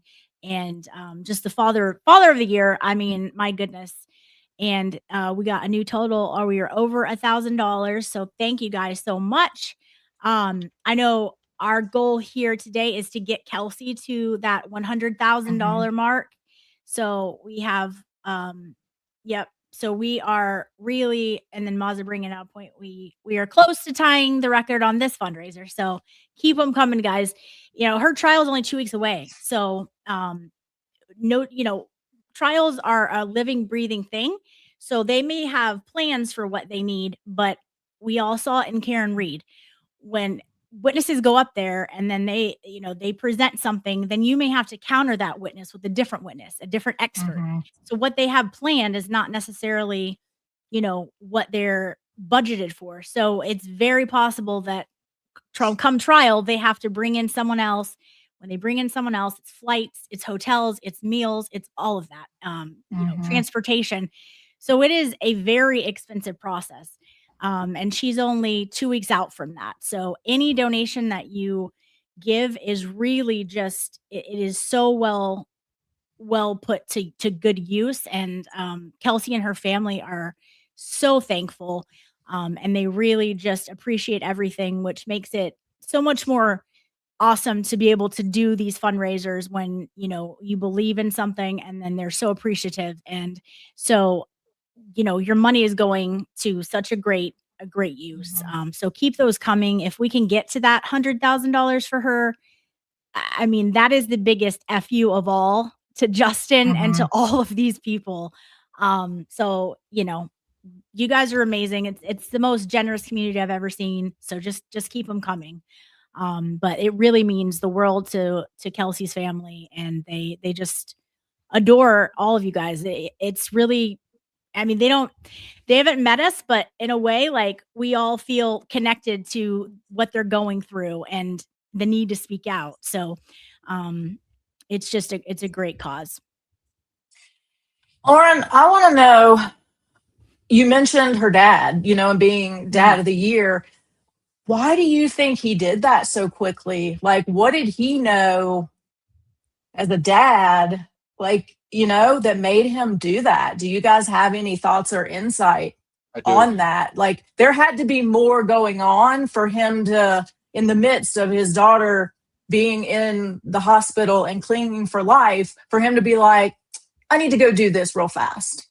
I'm sure. And I do know, like, he is a security expert. Is that what it is, Mazza? So he owns his own security company. So I think there's that aspect of it, right? And also probably just Papa Bear, like, you know, wanting to protect his child. But you know, it would not shock me in the least if they had things that maybe they saw that were kind of red flags to them. And you know, with Justin's sneaky behavior of this RO out of nowhere, I can only imagine that probably, you know, played a part in it as well. But, you know, for him to act so quickly is fantastic. And I just think, you know, she's so lucky to have those cameras there. I agree. Yeah, I think wondering what more cameras there are, if any. Yes. Yeah, I think it goes back to instinct. The father is a security expert by instinct, and I think it's just his natural inclination to say, well, let me get some things installed because I want to know if there's any activity. Because, I mean, after what had just happened days earlier, you know, you're basically, you know, someone that's a security expert, they have that militant attitude in a sense that, you know, they're going to defend. And I think there must have been something in his head that just said, you know, they could, after what happened in this house, you know, who knows if there's anybody that returns to this house again for whatever reason. Let me just secure this house up a little bit more. And what's interesting is he was going back the day that door got breached. He was there 1 hour later, and it makes you wonder if he was, you know, he had more that he was doing. But I just honestly feel it was just really a security expert's natural inclination to say, let me just have some cameras here, especially after the activity that just took place and nearly took the life of my own daughter. And let me get this plate just in case something happens. And sure enough, 1 day later, I mean, and you know, the footage, like I said last week when we did the fundraiser, over $11,000. Well, I guess we can now evaluate how much money that video was worth because it raised Right. over $11,000 in donations. And for Lauren today, she's about to, I broke my record last week and Lauren's about to break hers with another $26. So again, what's the value of that video if suddenly it's raising a lot of awareness and, it's really causing a chain of events now that are asking, I mean, this is, for a lot of us that have been saying this could be the next Karen Reed Canton. I mean, right now, after that video came out, it's pretty much served it up on a silver platter. Oh my gosh. I mean, that brings it to another level, in my opinion, because now not only do you have Justin's involvement, but these other three, like that's the other, to me, like interesting piece of this is that it's not just him that broke in and committed allegedly multiple felonies. It's three other dudes as well who I think all, or at least two of them, are also public servants. Correct. So these are the people that are protecting these communities in one way or another. And that's terrifying to me. Yes. And maddening. Like, how dare you? How dare you? Right. Because I could see his friends, like, let's pretend they're just listening to him, and he's like, no, it's fine. Like, I have the key. I still live there. I'm going to go get this stuff. Will you come with me? Sure. But when we got to break down the door and then the alarm goes off, like, that's when I'm kind of like, I'm out. Yeah, I'm going to wait over here because something is not right at this point. So the fact that they just barreled right on in with him is odd to me and speaks to, do they already know that they kind of have a get out of jail free card in this community? Like, do they already walk around feeling that entitlement? And so that's the way that they behave. And if that is the case, what else are they doing on or off duty with that entitlement? I think we need to think about that too. Absolutely. And it is terrifying to think that clearly he went right for the camera. So he was aware that there was cameras running and he clearly had a flashlight, which to me, premeditation. What is going on? You went down there and you destroyed that system. Yeah, he didn't just like pull the plug, right? No, he destroyed it. Yeah. And I bet he thought he destroyed all of the video along with it. Surprise, you didn't. Yeah, it's not like the old days of VHS tapes in the back room of a quick, a local 7-Eleven or something like that. You just don't go in there and snip the tape and you're done. It's all digitally uploaded to clouds and servers, and all that can be retrieved from any database in a moment's notice. So yeah, I don't think that would have been an effective means of destroying, because you're already on camera. I mean, regardless if you destroy the footage, you're already on camera in the house. So when you do destroy it, there's the camera footage of you literally being in the house leading up to that moment. And if they record it as destroyed, you're on camera literally going right up to that server. So it's exactly. Factor. Somebody else didn't sneak in and do it all of a sudden. And it is maddening to me, the entitlement that these people feel, these young men think that they have in this town and in this area. Why is that? That's a deeper issue that I'll probably dive into. But why do they feel that way? I think that would be amazing. I think a lot of us, when we heard that Justin had the audacity to be like, I want the proceeds from the house to raise, my son, because everything is his, for 18 years, like he just thought he was automatically going to get custody, which is adorable in its own right. Like, really? Okay. Bless his heart.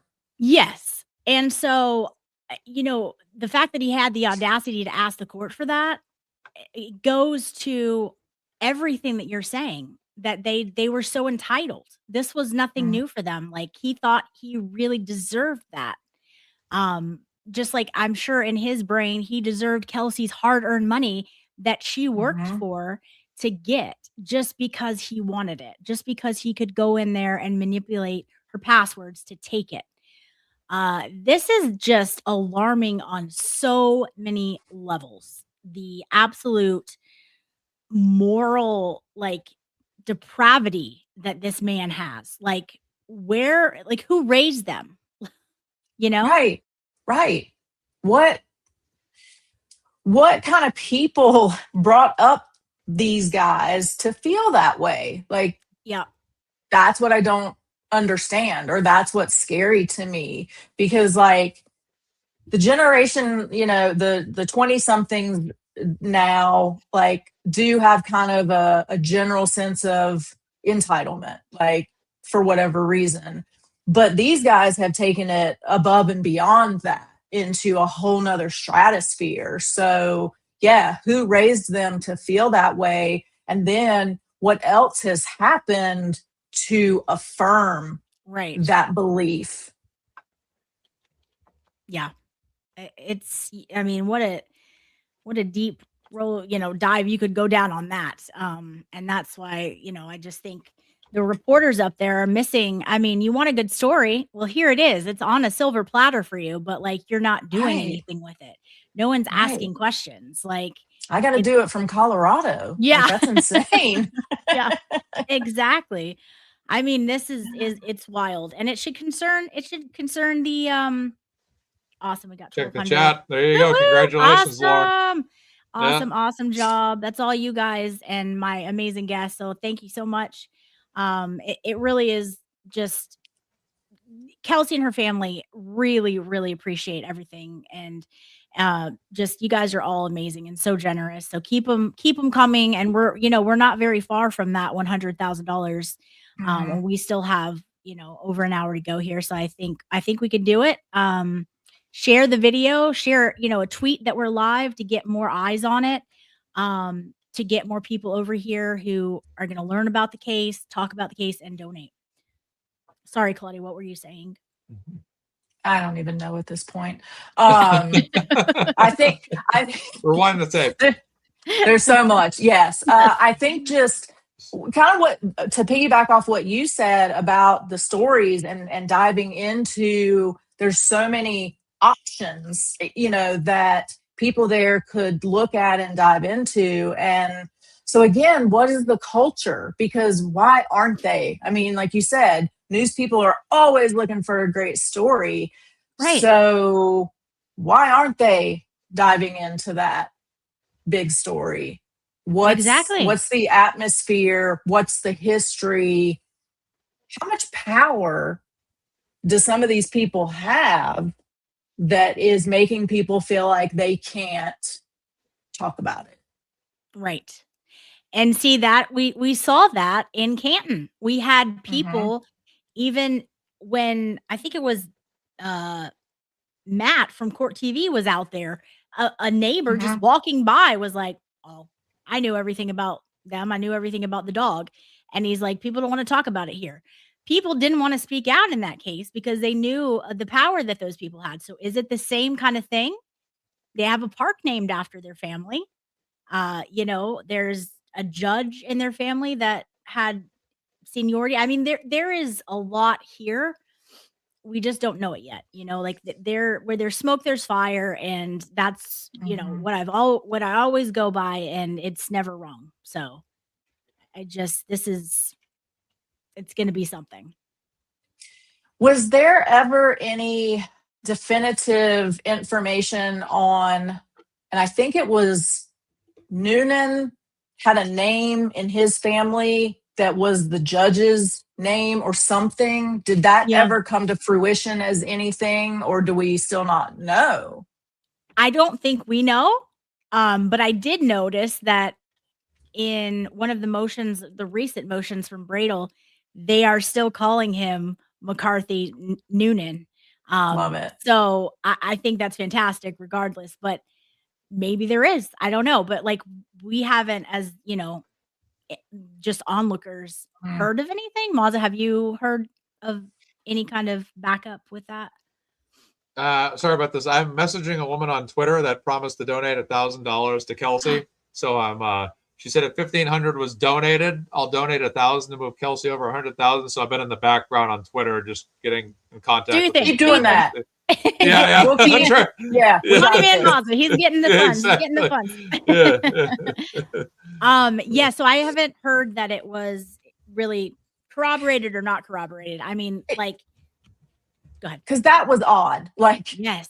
you do your thing. No, that was really weird too. Like, that judge had something personal. There was no other explanation for her to do everything that she did, like going ahead of time the day before to talk to January secretly. Yeah. Like, never mention that to anyone, as she should have. Well, she shouldn't have done it to begin with, but right.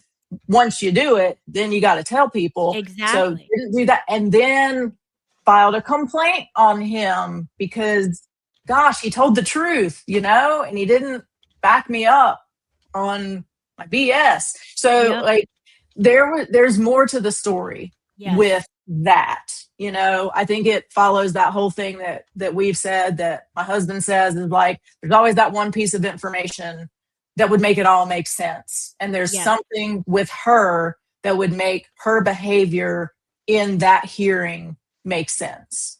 Yes. And I know it's something I wanted to ask you about, and if I don't do it now, I will forget. The allegations, well, I don't even know that they're allegations. It's in the reports from that police department where they put him back on leave of some sort because they went to check on him after not responding to duty, basically, and they couldn't wake him, and he had taken this muscle relaxer. Thoughts on that? Super sketchy. Yeah, I thought that was really weird too, because now, like, can we depend on his mental stability? Like, what are we looking at there? Because I think it was Flexeril. I'm not Yes, sure if yeah. I'm making Flexeril, yeah. Nope. Yep. You're right. I Yep. mean, that's not that. No. I mean, unless he took a bunch of it. That. Yep. So, yeah. So what's the deal? Did he take a bunch of it? And if so, why? Is he now feeling the heat, the pressure, the guilt of what he did? Very possible. And so what's interesting to me, though, is now we have to look at his mental state.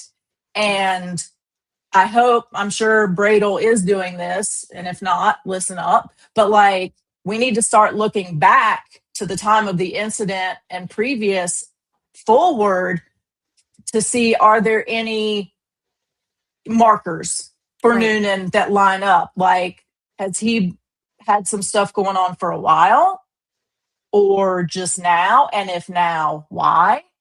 And is he going to be able to competently testify now with everything going on? So like, there's now a lot of, I think, issues, hurdles, potential things that Kelsey's team can look at to see, is this guy legit, able to testify and able to competently share what happened that day in a manner that we can trust what he is saying. Right. And I'm just thankful that, it is a team with Bradel and Coakley. Like, it's so hard sometimes with these cases. Like, you have one attorney, but to have two, that's a blessing, an absolute blessing. Also a cost. So keep those donations coming because there's two of them. But yeah, no, they can really dive deep into this, I think. And to Claudia's point, was this something that was prior, maybe due to the horrible traumatic scene that Kelsey and Noonan both saw? Like, you cannot take that away from him, no matter what he did in this instance. He saw something that, it is horrific for anyone with that murder-suicide that they responded to. So is that something that plagued him from back then? Because I believe it was stated that there was no mental health offered. I think to you're them. right. Which There is was nothing. insane. Yeah. Like, I don't I don't understand that at all. Like that's just a whole other issue, that we could Yeah. dive into, because that is so important.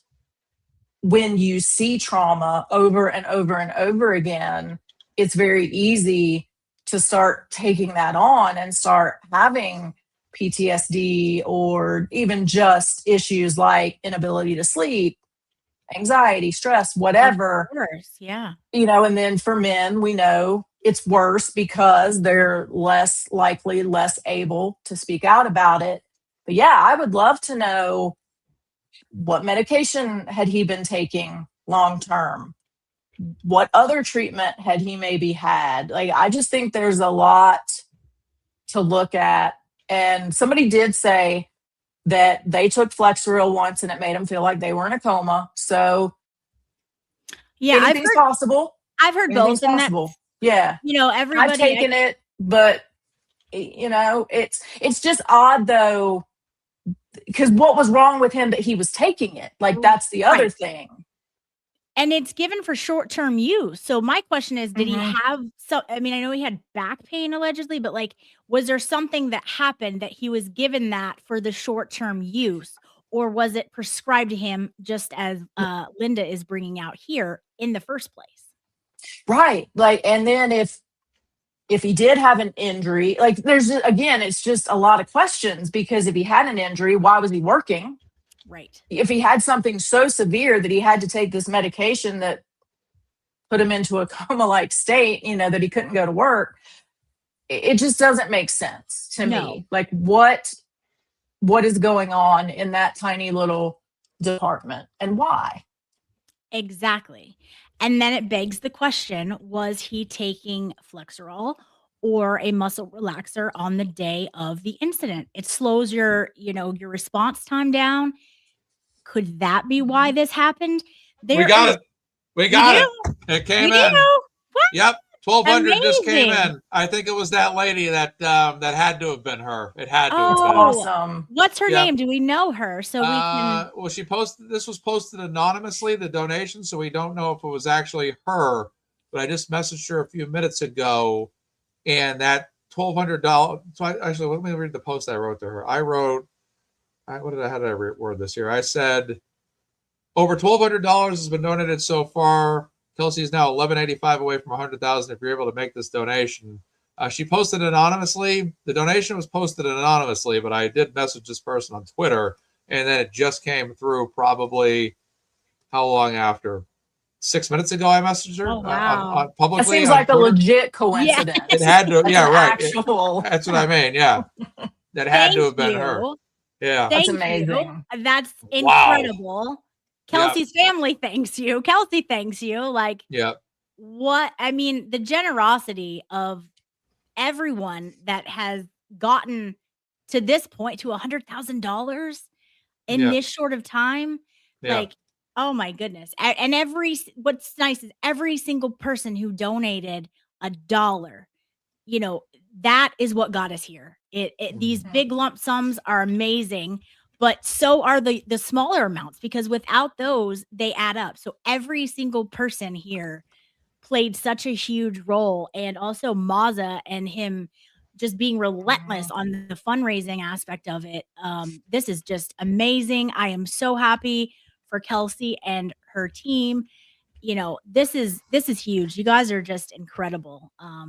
Thank you so much. That is amazing. I hope she's watching. I hope she is seeing this and knows that so many people truly care about her. And it's nice to see, in a time when people can argue about really anything and decide that they hate each other, over a belief or a thought or a vote or whatever.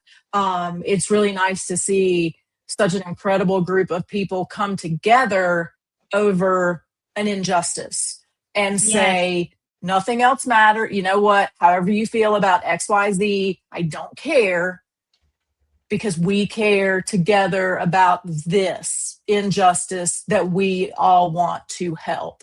And I just think that's amazing. Yes. And my sources say she's watching. So you guys just literally pat yourselves on the back. Everybody played a part in this. And we believe you. Like, that is what I just want to shout it from the rooftops, because I know, and I know Claudia being in similar, things, like me and Claudia have both been in instances where people haven't believed us, whether it's been domestic violence, things like that. Kelsey, not the same situation, but for her to feel like she is believed and that people are behind her and back her and see her story is legit and can read the bullshit on the other side. I want to shout it from the rooftop. So this is a huge statement, like Mr. Monk's understudy is saying, and it is the biggest FU to Justin and, everything that she has had to bear for the last year. And just, we are a community that acts. We don't just talk, we put our money where our mouth is and we do stuff. And, I'm just so thankful for every single one of you who's donated, that we can help out Kelsey and in whatever she needs. I'm excited we hit the 100,000, but I'm just sitting here and I'm like, I just have to know if that woman on Twitter was the person that made it. Like, that's like, I'm sitting here like, everyone's like, we're celebrating. I'm kind of like, was it that lady? Like, yeah, I know. My goodness, yeah, that is incredible. That's why I've been mute, because I also it hit me in the middle of the show. Like, there's this lady that was talking on Twitter last night about donating 1,000. I'm like, let me message her, but she never responded. So I don't know if it was just a coincidence or somebody else was watching and made that donation themselves. But I just now I'm just like, now my head's like in a mystery. Like, who made that donation? Who was it that did that? Yeah. But I'm just and happy. if it wasn't her, ma'am, you can still donate. Right. Exactly. Keep it coming. Keep it coming. Yeah, exactly. Mr. Monk's understudy is already like set a new goal. So we're already big goals. I love it. Yeah. Yeah. I wanted this goal today so bad. Yes, I just I woke up this morning and I'm just like, people might say, well, Mazza, wouldn't you want it to happen on your show? I don't care. I don't care if it's my show or Lauren's show. As far as I'm concerned, this is all a group effort. Me and Lauren have partnered together alternating weeks, and it's all, every single time we're just kind of our shows are just adding together. And it's all the people that ultimately we can run as many fundraisers as we want, but it's up to the people that are actually making those donations consistently during these fundraisers that are hitting this goal anyways. So it doesn't have to be like, oh, this had to be on Mazza. It don't matter. All that matters at the end of the day is that Kelsey's GiveSendGo is going over $100,000 minimum. For me, that's been something I've wanted to do for a couple months now. Lauren, you've made this happen. Claudia, everyone that's watching has made this happen. Yeah. And now that we've hit $100,000, I just want to inform everybody that the GiveSendGo total goal is no longer $100,000. It's now $150,000. So we still got work to do. Put the balloons away, but let's get celebrate it. But yes, it's a great moment. I love everything. Everything that's been happening here, and this is like you said, Lauren, weeks ago. A massive fundraiser every other week's not enough. There needs to be an extra fundraiser in between those. You volunteered your time to alternate with me, and we've gone back and forth on each other's programs, and it's been a working formula because it's just keeping that momentum going on a weekly basis. That's continuing to drive this. Kelsey needs help, and helping her financially is the number one thing we can do. We may not necessarily, we don't have any impact on what goes on in the courtroom. None of us are members of Tim Bradle's defense team, but what we can do is promote it, give funds, donate, host fundraisers. Allison, obviously, the Pop and Popcorn store was a great success. Other donations people are making. The North Shore Nacho Night. North Shore Nacho Night has been doing a great job. But glad I thought of them. They've been bringing things, and a lot of times they've been donating during our fundraisers to help us get over the next level when we have these. So this is a celebratory moment today. This is like Mike's other study said, this is $100,000 is a major statement. And for me, in my head, going back months, I wanted to be over $100,000 going into trial. And it didn't matter. 18,000 content creators were all contributing to it. It didn't matter. All that mattered is that Kelsey was over that. And at the end of the day, it's all our individual contributions and efforts that equal the whole. It's like, I always call it like the potluck dinner. If you just bring hot dogs, well, it's just hot dogs, but somebody else brings hamburgers, pickles, chips, mustard, ketchup, relish, cake, pie, whatever. all of a sudden it's a great party. It's awesome. There's plenty of choices. There's potato salad, coleslaw. All right. It's great stuff. That's what Wings. we're all bringing here. Not wings and nachos. Exactly. We're all bringing something together here. And when we do that, we have a massive impact. And the thing is too, with Karen Reed's GiveSendGo, it was a slow build before it hit momentum. And once it hit momentum, it kept building and building and building. And that's what we're starting to see now. We're seeing a multiplication effect where last week the Mazda Media fundraiser destroyed previous records on any fundraiser. Your fundraiser now has more than doubled your previous record. This is the effect of the video that was released, which now has basically a value of close to $15,000 in donations. And not every other donation that's come in non-fundraiser times. I mean, there was a $2,200 donation last night that came in. There's been a series of donations. And honestly, going back months ago, it was like every time we do a fundraiser, you wouldn't see as many donations in between fundraisers. Now what you're starting to see over the past few weeks is every time you go to your next fundraiser, the total's upticking, more and more. That's the momentum that's building now. The story is getting more popular. The videos are getting more popular. It's drawing up more interest on social media. And once that happens, there's more of that 24/7 effect of donations coming in. And then when we do our fundraiser shows, you're seeing that the fundraisers are actually bringing in higher totals than previous fundraisers did, because that's the momentum aspect. And that video, that security cam footage, I mean, like I said, that now has a value of about $15,000 in donations, because we're seeing it on last week's show. We're seeing it in between my show fundraiser and this fundraiser. And we're seeing it again today, how motivated people are about this right now, how fired up people are about this right now. Yeah, we have people today, a $1,200 donation. I don't care about if it's people have donated $5. If you donated $5, how many people have donated $5? You add those together, that's hundreds of dollars. You're contributing to the whole. Everything you can do, whether you're the person that's donating $5 or you're the person donating $2,000, together you're donating $2,005. So it's all adding up. It's all working towards a positive direction. And it's what everybody can contribute. That's what it is. But people believe in Kelsey right now. And coming into this show today, I wanted to hit it. That's why you guys asked me, like, Mazzy, you want to comment? Like, well, I'm actually on Twitter right now. I'm trying to talk to someone on Twitter that said they donate $1,000, because I was just I wanted to close this thing out. I don't know if that was her. I don't know. It might have been somebody else that was watching and said, heck, I'll donate that money, and maybe that wasn't her. I don't know. But like Claudia said, if that wasn't her and she still wants to donate that $1,000, please do. It will help out Kelsey. But we're equipping Kelsey Fitzsimmons with her best, highest percentage chance of defending herself and healing herself and getting exactly what she needs to move forward in her life. That's what we're doing here. We're giving her a highest percentage chance. And $100,000 for her is much more valuable than not having that money. This is a woman that sold her house, and regardless of the sale of the house, there was a level of equity that capped how much she could actually get out of that. So this is kind of helping her rebuild her life as well. This is a woman that's had, anytime you have your house and that needs to be sold, essentially is like, what is it, collateral? It's collateral damage and all of this. That's a tough situation. This is a woman that's had her life, as far as I'm concerned, not only stripped from her, but stripped from her in almost its entirety. This is almost like someone hitting a reset button on her life. And regardless of that, there will be no reset button, because we're ensuring that she's going to get back to full speed sooner rather than later. Success is going to be coming. It's already happening, and it's going to continue to build. This is going to be something we're going to continue to push in the coming weeks. And, we had no quit with Karen Reed. We have that same attitude here, and continue to do what you guys do best. This is a very big moment.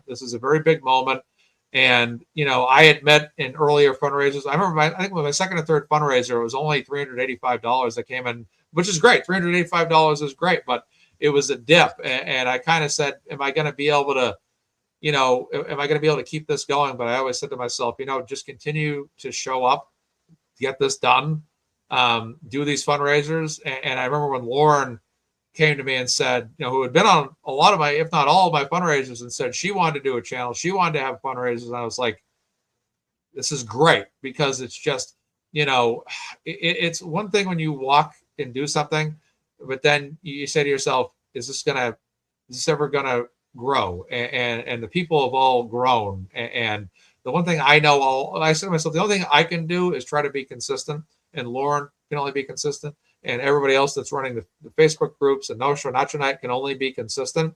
And you start to see that when you have the consistency, and all you folks that have donated over and over again, or maybe for the first time, or you donated months ago, this all just continuing to do it, continuing to have the consistency, all of us posting online, sharing links, KY Maverick, Claudia King, Lori Mullen, posting articles on Twitter, all you folks out there that have been participating in all these shows, sharing these links, spreading awareness.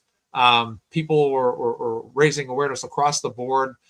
This is something that's absolutely incredible, but it takes everybody. It just takes everybody. It's not enough for me or Lauren just to run a show without the folks that show up and they're putting the dollars right now on that GiveSendGo. The people that are enthusiastic about this are fired up for this. And just a great thank you goes to all of you guys out there that have been doing this.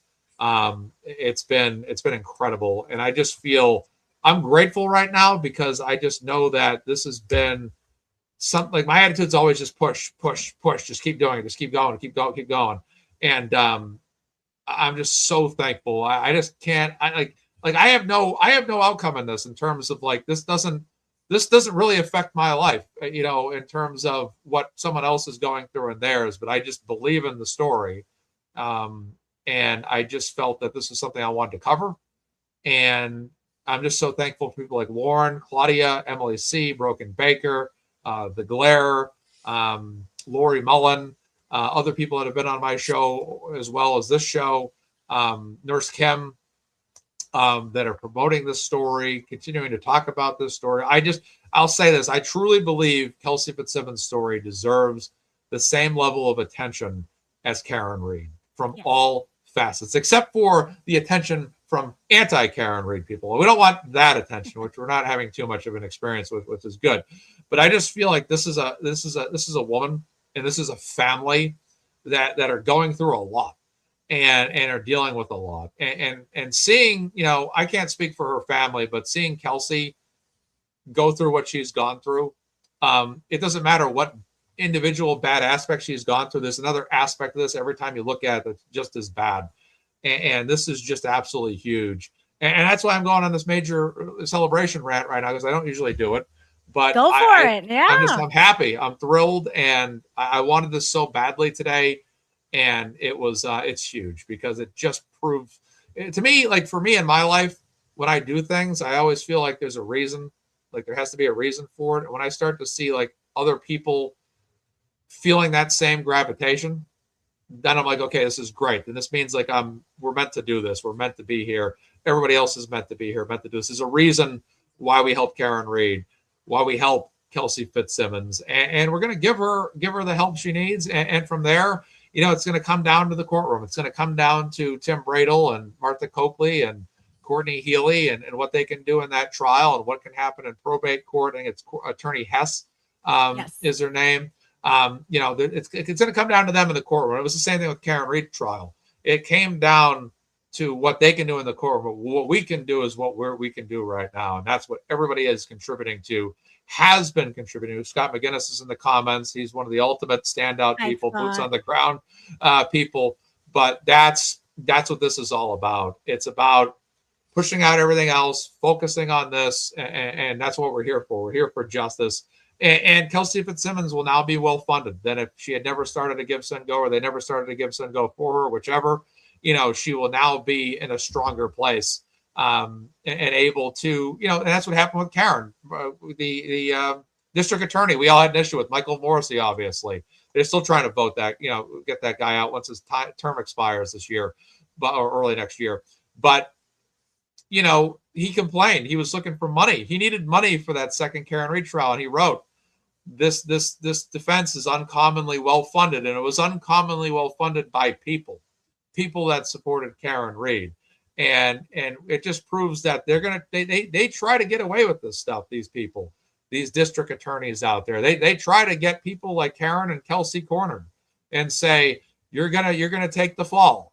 And when people stand up, like these people that have all donated to that $100,000, whether they're here today or not, that donated towards that fund, and I've donated as well a few times over. You know, this is what happens, is that all of a sudden, you know, Kelsey's financial burden starts to come down. And this gets a little bit, a tough situation gets a little bit easier at least. But that's the power of people. And I yield my time because this has been like a 20,000. No, it's great. I just wanted to mention too, Courtney Healy, who has been a rock for Kelsey, who literally spent hours in the hospital when Kelsey was in the hospital, in that room with her, or calling so that Kelsey could get out of her jail cell every single day. Just the amount of love that she has shown to Kelsey, we can't forget her. And also Melanie Little, who has raised a lot of awareness and also funds just by talking about this case. Melanie has a way of doing that. She is like such a queen. Just talking about a case, like her chat will just go donate. And so those are just two people that I wanted to just thank, because I will forget in 5 minutes. So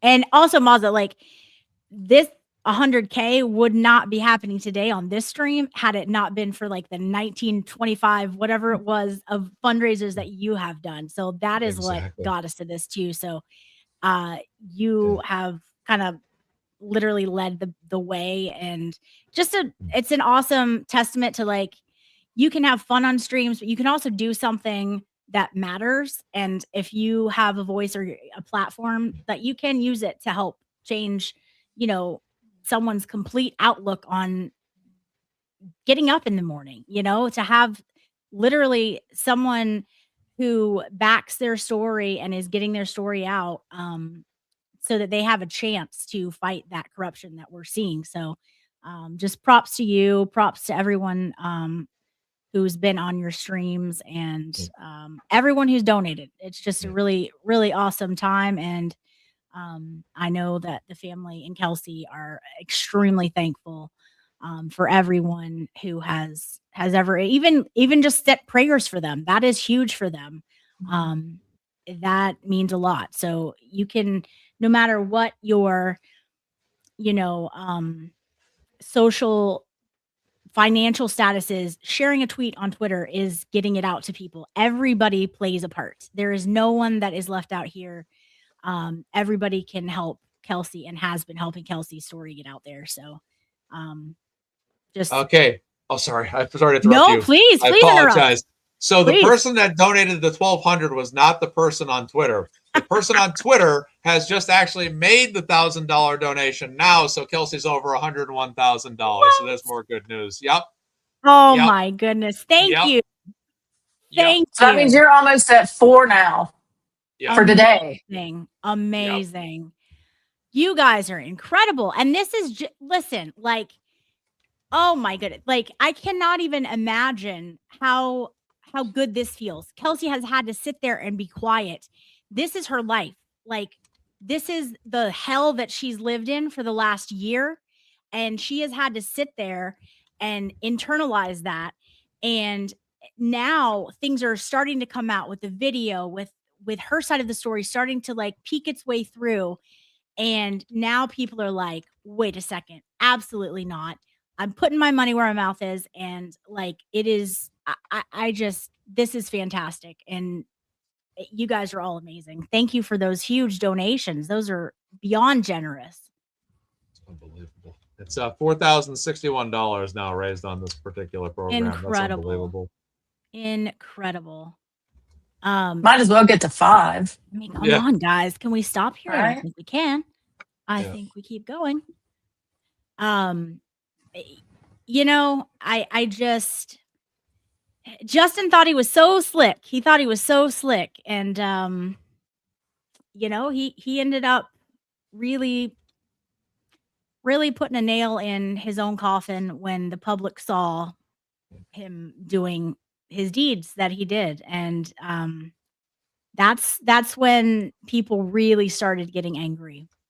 So, you know, he has himself to thank. He really does. The support that people had has now doubled and grown, and she has such an army behind her now. And a lot of it is because they see exactly the actions of the man, and I say that very, very loosely. It's just, thank you, Justin. Thank you for showing the world who you are. Wow, what a night, what a day. This is Yes. absolutely incredible.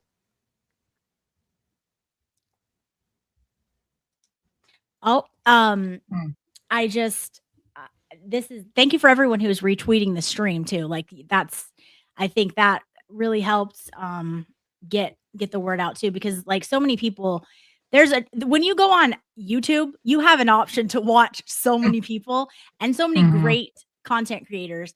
So a lot of people don't know that we're on. So thank you for retweeting it, because it's getting more people here and getting that story out there.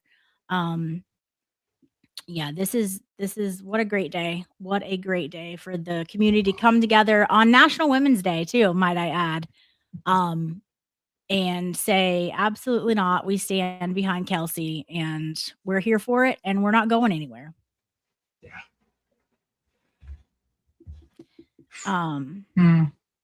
Let's see here.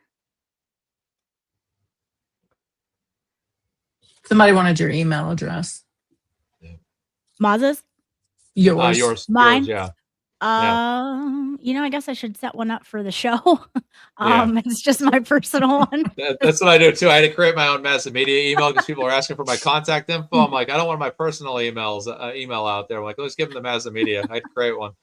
So in the last half an hour, there have been a $1,200 donation, a $1,000 donation, a $250 donation, plus a handful of $50, all kinds of donations there. So in the last half an hour, I mean, almost half or more, and probably more than half of the fundraiser total has been received. That's what a run that's been in the last 30 minutes. Absolutely outstanding. Amazing. Yeah. Ooh, Kathleen has tea. I was just going to say this. Kathleen, are you on Twitter? Are you on Facebook? Are you on Instagram? You can slide in my DMs. Slide it on in, and I will make sure that it gets to the right into the right hands. My Twitter is Lauren Katie, at Lauren Katie, and Lauren is Loren. My Instagram is also the same thing, and my Facebook is also the same thing.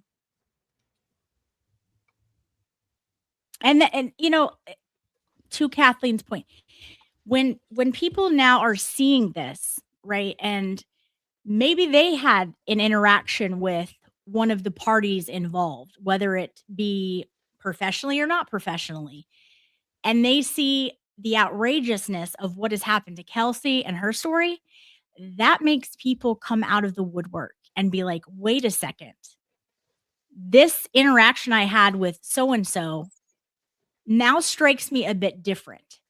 And maybe they want to reach out. So, I don't know what it is that she has, but that's what happens in these cases, in any case like this. And I wouldn't be surprised if, the defense team is getting tips like that too, just because that's kind of the nature of these cases. So when people show themselves things, it's generally not a one-off, Oh no, did we lose Maza? We did. I'm sure he will be back. But yeah, so we yes. I don't even know what I was saying. There he is.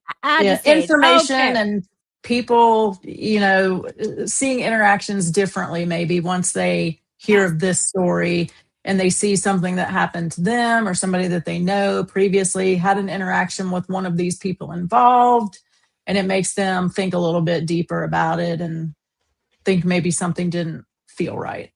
Thank you. Exactly. I left on purpose. The stream wasn't letting me post in the chat here on StreamYard. So I was like, let me just hit the refresh button. I'm going to have to exit here. I just my chat's acting up too. Yeah. So yeah, let's see. Yeah, I don't know what's going on. I've heard so many people saying that they've had issues with their YouTube lately, so it might be that. Yeah, Absolutely. Aw. Yeah, I just kept trying to post those updates every so often. And like I'm hitting, that's why I put that test message in there. I'm like, what's going on here with the? He said, can't post this, can't post this. I'm like, come on. I'm like, let's only refresh, leave, and come back in. So sorry about that. No, you're fine. Claudia, how is your foot holding up? Yeah, I was gonna say I'm gonna bow out at this Okay. point, so I I can just go want to make sure elevate. you're okay. Yes. But I am so glad to have been here. And guys, please get it to 5,000 before Lauren and Maza leave out today. I'm grateful to have been here, and you know, the truth will come out. The truth is coming out, and it will continue to come out because we're seeing the drips that Bradel's team wants us to see. Keep that in mind. So we don't know everything that's out there yet. We don't know what they have. And so I think we're going to see a lot more of who Justin really is. And that's going to be a good thing for Kelsey. Absolutely. And Jeno saying, thank you, Claudia. I'm saying, thank you, Claudia. Claudia. Your insight and knowledge of how the police system works in a female's role is just priceless. So thank you so much for being on a few of mine now and for writing such amazing Definitely. articles now. Keep those Thank coming. you. They are Thank so you. good. I just want to say the first one was like a few nights after surgery in the middle of the night. Yeah. So I was just like, I am inspired right Girl, now. keep it coming. No, they're so good. And I think Bradel even liked your tweet. So Yeah. Bradel's feeling it too. You know you're doing good stuff if Bradel's liking your stuff. So I mean, I was fangirling over that. I gotta admit that made me feel good. So yeah, stay tuned for the next one. It will be next week, and might dig into the entitlement in the Please. town. See Please what's going do. on there. Yeah, Amazing. I appreciate Thank you guys so much. Yeah. And get some rest. Ice and elevate. Yes, ice and elevate. That's Bye. what I'm Love you, heading girl. to do. Love you. Yeah. I love you. Bye. Bye. All right. We love Claudia. Her insight Really is invaluable and just someone who can relate to Kelsey on a lot of levels and, probably have experienced very similar things in their careers. So we thank her so much. How you feeling, Maza? I've lost all focus because I'm just like I'm like on a cloud right now. I'm just like up here on another level. Like I'm going on Twitter reading like comments right now. I just want to get the atmosphere of everybody's reaction to this, and I see it on Twitter. It's starting to the news is starting to spread here. I'm just really happy. For me, getting involved in this was kind of my focus and vision was just to kind of get that past $100,000, and I'm just happy that we got that done. And everybody collectively got that done, and it's just awesome. It's just great. It's just a great feeling. And for today, for you, Lauren, I felt like the big donation came in yesterday, last night, and I said to myself, my goodness, we have a shot at getting this. I just want, for me, I don't want to sound selfish. I don't want you to sound selfish either, but we've done a lot of fundraisers, and it's like you kind of want to have that moment live on the air. Where you can be live on the air when that moment happens and capture that moment with a live reaction. I think we were live when we did $50,000. Yeah. When that hit as well, it was just a great moment. I think 75,000 as well. So that wasn't long ago. Like that was not long ago. Yeah. That's what's wild. Everyone is really speaking out. Actually, I'm going to figure out when we cross 50,000. I have all I have all my logs, so I can trace it right now. Let's see. Miss Jess, I am putting Claudia's thing in the chat. It is real Claudia King. And I will put that up on the screen when I get it typed here. It crossed $50,000 on December 7th. That's when it crossed 50. We were at $47,000. It was the GiveSendGo was at $47,590 at the start of that fundraiser. $2,790 were donated that night, and it got over 50,000. I got the $50,380. That was on mine, and then I think I'm convinced that yours was the one for 75. Let's see. It was definitely something. I don't remember what it was. But. Okay, it was mine. It was Kelsey Fitzsimmons Fundraiser 11 on a month ago. So Okay, just a maybe month that's ago, what I'm thinking. Yeah. that one started off at 73,806 and ended at 76,311. We got $2,505 in donations that night, and yeah, so we've been on the air for a lot of these landmark shows. It's been great, Yes. to say the least. That's And been, yeah. I'm trying to put this comment up, but my thing is not cooperating. But basically, I just to go off of what she was saying, it's just a good feeling, like helping people. Like you get a dual benefit from it. It helps someone, but also you feel good when you Yeah. do something for others. And so if you know you can help, and that's why it's so big that like these people on Twitter are now doing things to make money to get that stream coming, like Mm. the beautiful blanket that was made, and it's really just a work of art. You know, to get these things going, because that's something that they have to offer, this art that they were blessed Mm. with.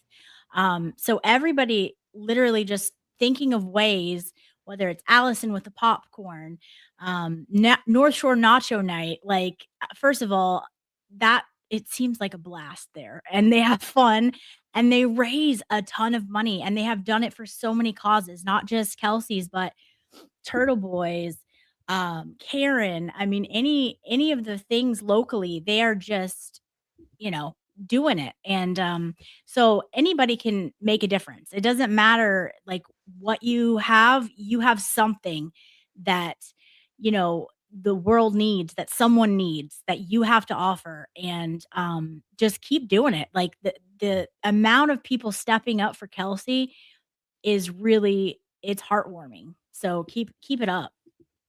Looking at some data here from our previous fundraisers, Kelsey's GiveSendGo was at $73,000 in the $73,000 bracket as of the 8th. So you had done a fundraiser on the 6th. It was in 73,000. Then the other one started in the $73,000 range.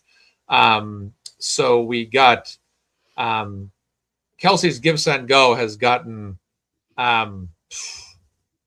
23, 24, 26, 27, $28,000 in probably a month, which That's is incredible. astronomical. Yeah, that's incredible. Justice served. Justice Yeah. served. We definitely, like, justice served has been there to broadcast hearings that weren't out there. I don't want to leave them out. Thank you for pointing this out, Yeah. Robert. They are out there doing like the Lord's work, getting stuff on film.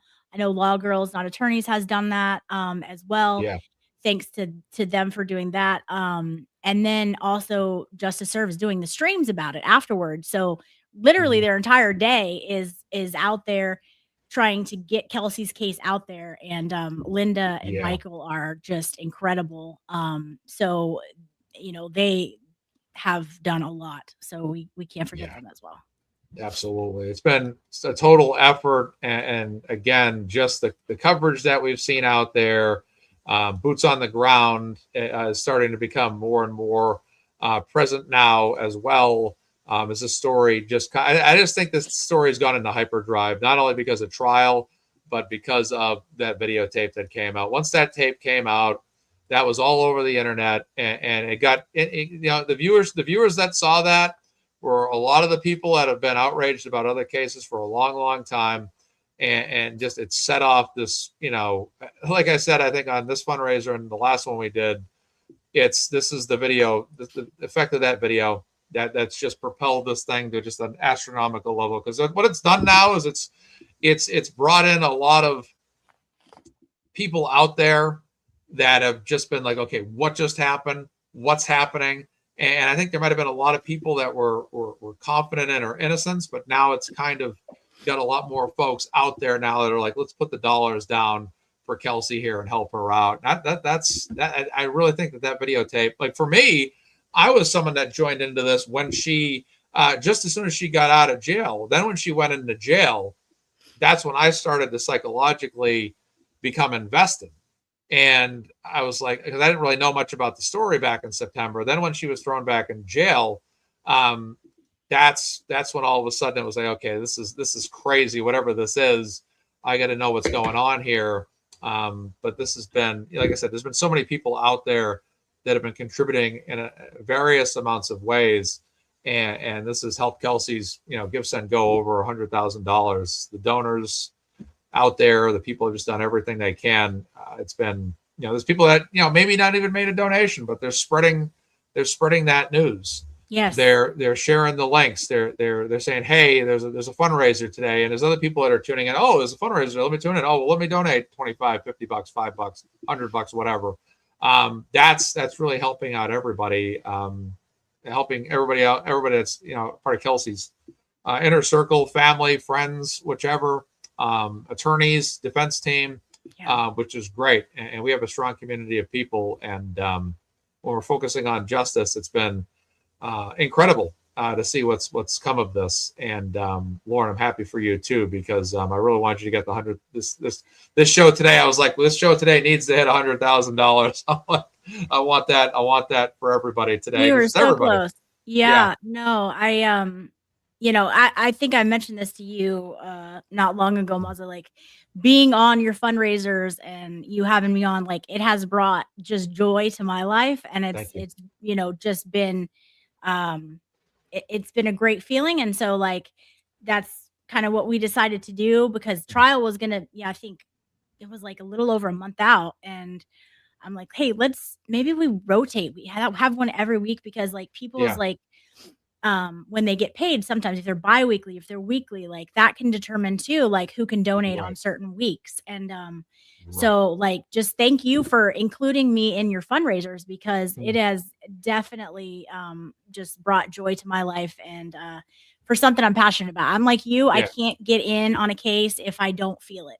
Yeah, I can't fake it. I can't do it either. Yeah, I can't. Yeah, I can't fake it. I don't have a desire to fake it. So if I'm in, I'm in. Right. And I think that's the beauty of this case is we both passionately feel this one. Yeah. And some more people here. Let's see. Oh man, the chat is going. Yes, Nurse Kim. I can't thank Nurse Kim enough. Yeah. Not only with just her. I mean, Nurse Kim. Who is better than Nurse Kim? I don't know. She is amazing. Oh, yes. Oh. She's amazing. And she is so gracious to come on both of our shows. And then she just brings a whole nother insight of like her knowledge as a nurse, and to Kelsey's injuries, which I think, man, I think I even forget to talk about sometimes, because there's so much to this case, that the amount of physical pain and injury that this girl has suffered and come back and just made it through everything.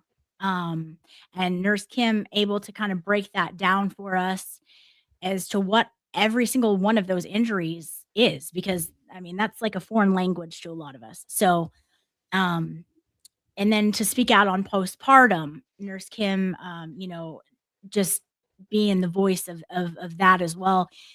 So she has done, amazing things. Emily C. I mean, we love Emily C. so much.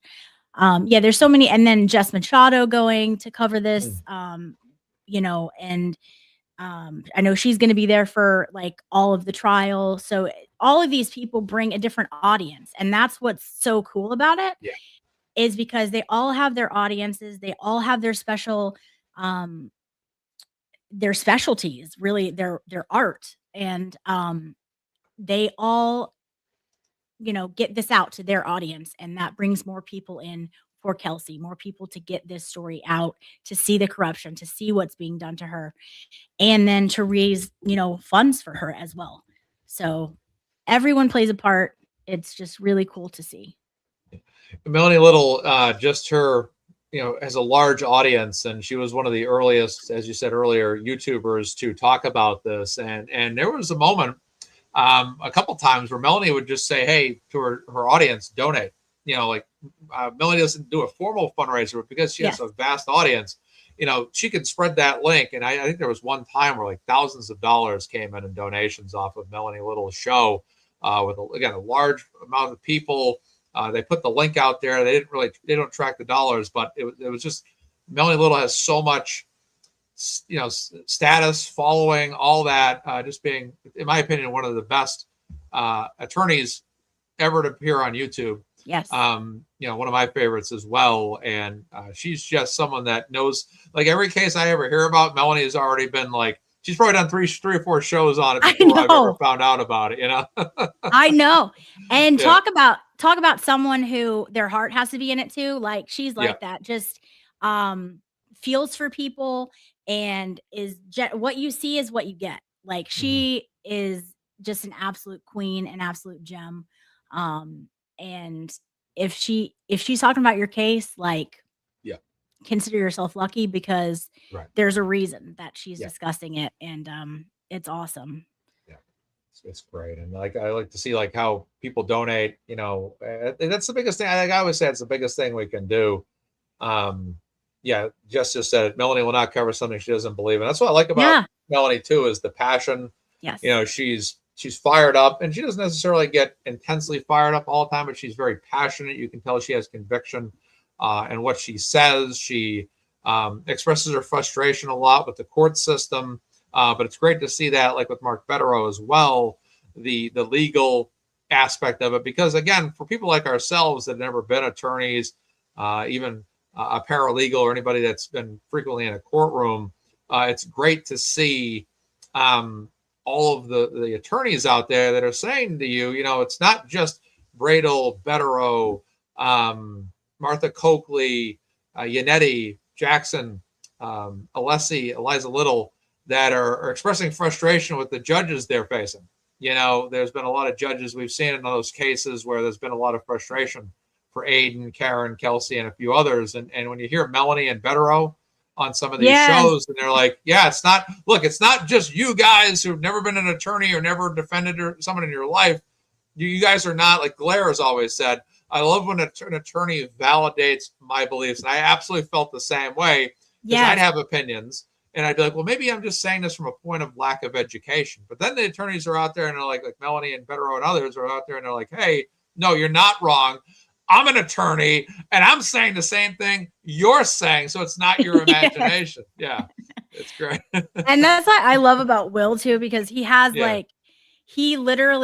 he can call out BS really fast, and he picks up on stuff that like people don't. And then like to hear like when they validate him, it's so great, because you can just see like that what they bring to the table, the law tubers, to everyone, whether they're a content creator, a YouTuber, or just like people in the chat. Like, we feel seen. Like, hey, they're backing us up. They're basically saying, this is accurate. And so they just bring so much to the community. Betterow, Melanie, Brother Counsel. He's done some great videos for Kelsey.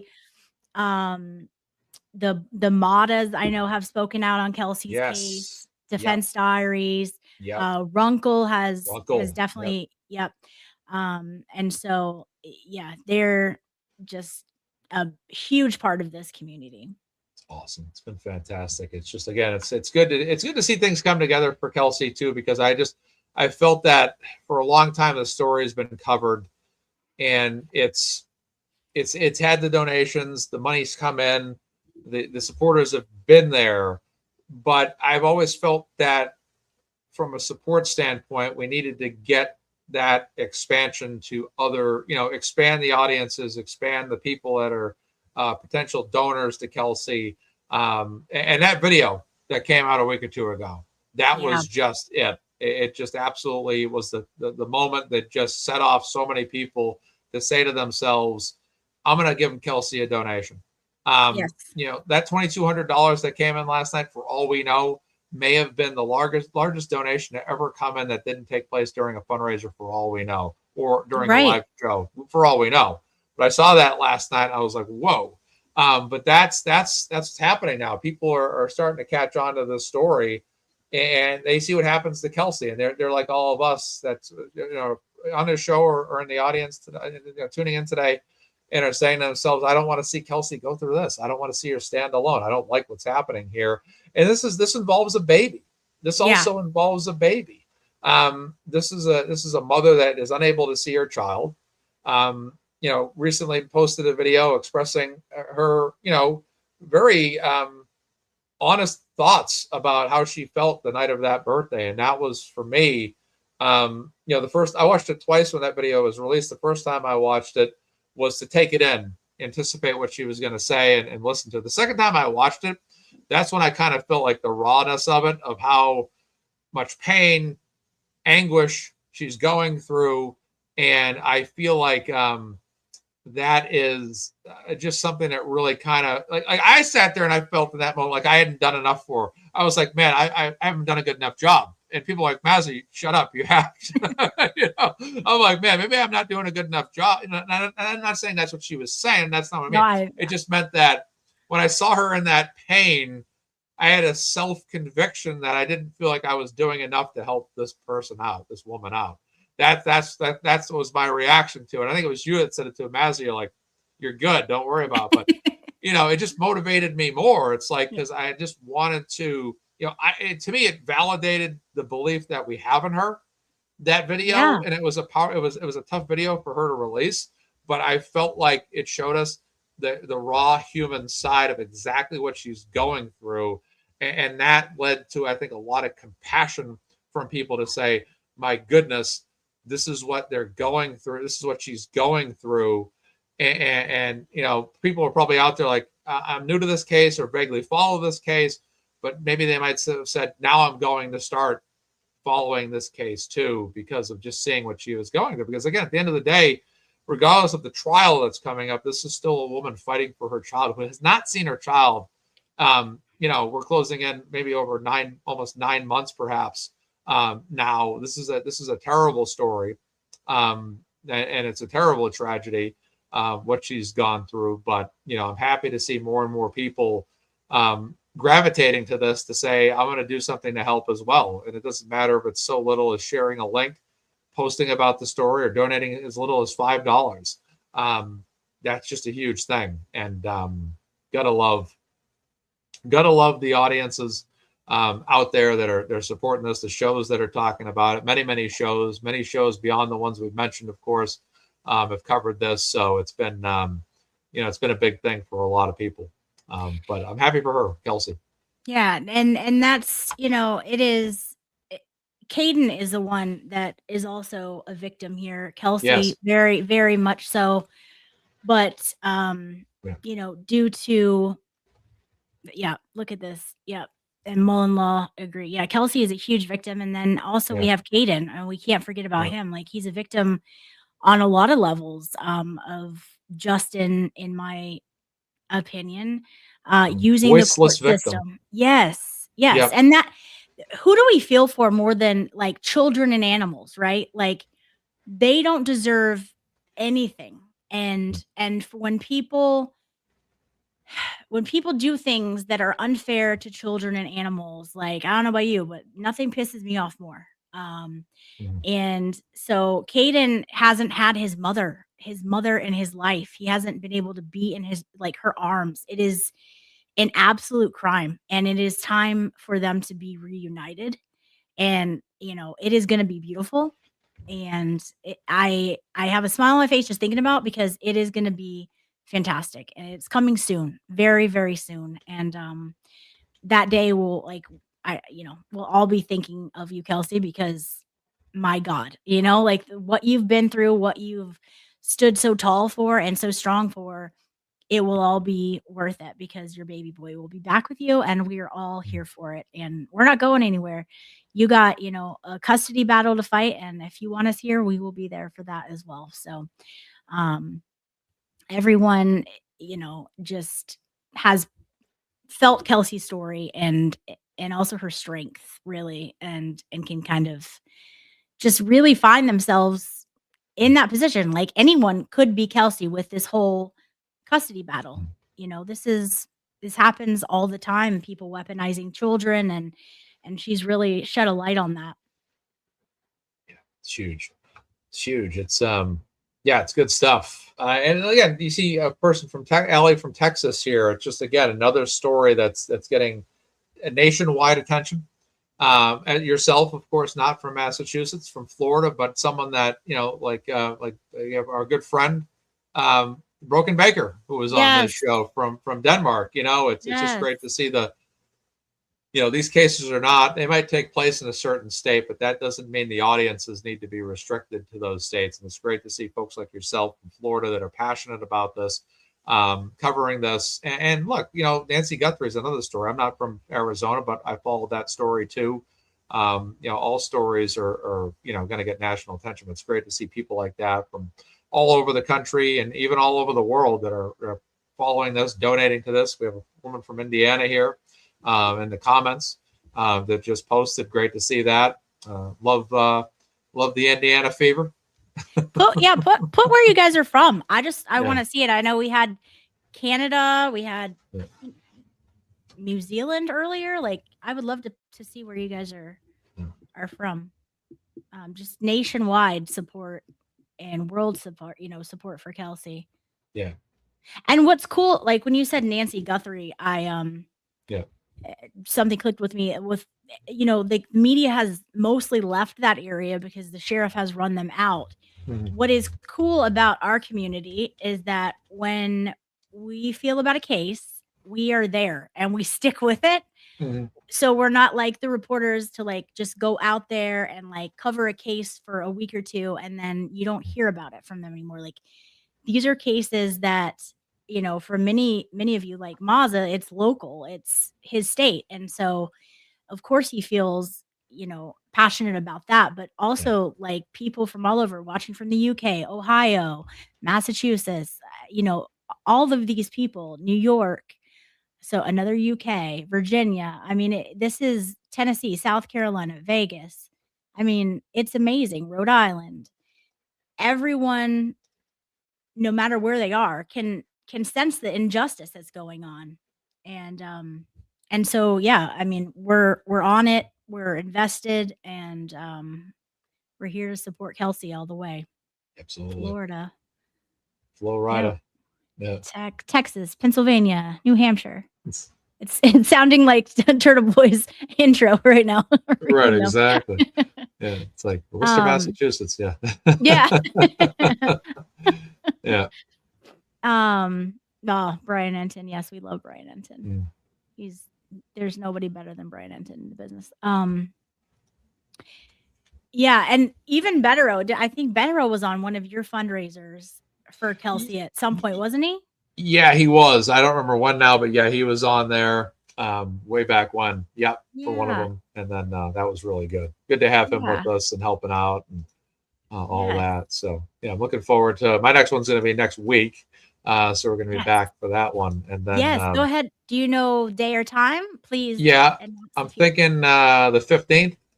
7. So it's pretty much Sunday next week at the same exact time as today. So 4 p.m. next Sunday pretty much is going to be the planned date on that. Unless plans change, but right now we're looking at that. 4 o'clock in the afternoon that day will be a good day to do it. And then there'll be one more weekend before trial begins, and then that's your weekend, Lauren. So yeah. And I'll be doing it. I'll be don't know what day yet, but yeah, we'll be doing it. We're committed. We're going. So also Meredith here mentioning about the updated Amazon wish list. We talked about it earlier. I don't know what was purchased because we've been doing this, but if any of you guys would rather send something than the actual cash to actually see what you're purchasing for Kaden, because she's going to be getting her own place, whether it's next week when the court grants it, or in a month from now. Like, she will be having her own place with hopefully her son, and hopefully a lot of the time. So she'll need these updated items. When he was stolen from her, he was an absolute little baby, and so now there's things for his room that Kelsey needs now that he's older, and even updated clothes sizes, so on Kelsey's wish list, which is pinned in the description, There are some updated items. I think there was some really cute like little wagons for him. You know, Kelsey's gonna get him back in time to see all those really fun where his personality comes out, like all these amazing milestones. I know she missed so many, but she's gonna now, you know, really get to see her son become like a little human with his personality and all of that. And so there's items on there that have been updated, um, that if you'd rather, you know, donate and see what you're actually buying and providing, and you know, if you're maybe a more visual person, that's something that might attract you. So that is in the description of the chat as well. But yes, there's some really cute items in there as well. And Sue, we love you back. So thank you for being here and supporting Kelsey. Yeah, I mean, Mazza, do we have an updated total? There hasn't been a donation in a while. So it's been about a half hour since the last donation that came in, but 27 minutes ago. Okay. So listen, I'm not pushing it. That's right. We're just happy that Yeah. that we were able to help Kelsey get right. over 100K. I mean, that is huge, and in a very short time. Yeah, $4,101. Woohoo! That's You guys are unbelievable. just absolutely incredible. Thank you. Breaking day for you. Yeah, absolutely. And Mazza having like an insane fundraiser last week. Yeah. Over $11,000. I mean, I know. Just the love that comes in from you guys and from this community is insane. Yeah, absolutely. You've done a great job, Lauren. And you're still on Court TV these days, like recently, like in the past week? Okay. Yes. I'm usually on once a week. For a while Okay. it was Mondays, and I was thinking that was gonna kind of stick, but I was on Thursday of last week. So it kind of just depends. And some days work better for me, and some days they don't, you know, they don't need a private investigator on. So but yeah, it's every week. I don't know the date for sure. I try to post like on my Facebook or sometimes on Twitter, but I haven't recently. But yeah, it's mostly the Nancy Guthrie case. They're still covering that pretty extensively. That's a wild case, but it is. Yeah. I don't know that case. Yeah, that case. I think it was around day 10 to 12. I think I said that I made a comment, you know, among people that I know, and I said, you know, these cases, if you get to like that 10-day range, it tends to be like every day up to like day 10 has like a strong possibility of finding that person. But then all of a sudden, once you hit day 10 to 12, it tends to seem like all of a sudden it's like, now all of a sudden it could just be 60 days. Tonight, you know, it just really escalates quickly once you get beyond that window of time, which is what's a crazy story. Seeing Savannah Guthrie back at the studio this week as well with their colleagues was powerful, and then the siblings obviously outside with the flowers, but that was a tough situation to see. Yeah, that was heartbreaking. I just, you know, I'm sure that it will be solved. I just don't have high hopes with the way that it was handled from day one. I mean, come on, it's almost a little Canton-esque. Like, really, there's blood droplets on the porch, but you're going to let the media walk up and film it, walk all over it. You know, it's like, come on. So I hope they find her, but I don't think it's going to be alive at this point. Yeah, that's my concern too, is that it's, you know, like I said, they might find more information in time. Like that's what usually happens. It's like a 10-day window for something, you know, like, and that's what happened with the Boston Marathon bombing.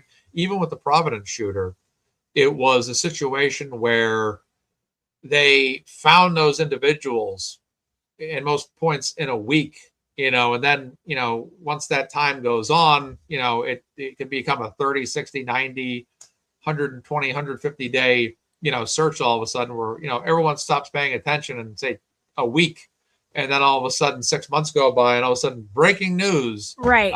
They have a break in this case and they found, you know, that's sometimes what can happen. It's unfortunate because I was really anticipating especially that one night there, they were going all over the place, the houses, yeah, south. I think they went south a couple towns. I thought maybe they were going to find something down there, but yeah, I think this is the sheriff's department was a disaster. I think they should have just given it to the feds. I don't know why they needed to take it over. Just give it to the feds, let them lock down. They had a woman with her dog one day. I think it was on JLR's live stream. I think it was. There was a woman with a dog, and she walks right on the property, right past the front door, and everyone's like, "You're just going to let this woman go on the property like that, or anyone for that matter, just go right on that property when there could be, there could be any kind of evidence out there, just things that would possibly solve that case." It's a tough situation. We get another donation on here. Looks like $45. Amazing. 25 and 20. So Yay! 2 donations Amazing. came in. That gets us 2. Gets you 2. All of us 2. 4,146. Amazing. You guys are just keeping it coming with the love for Kelsey. It's amazing.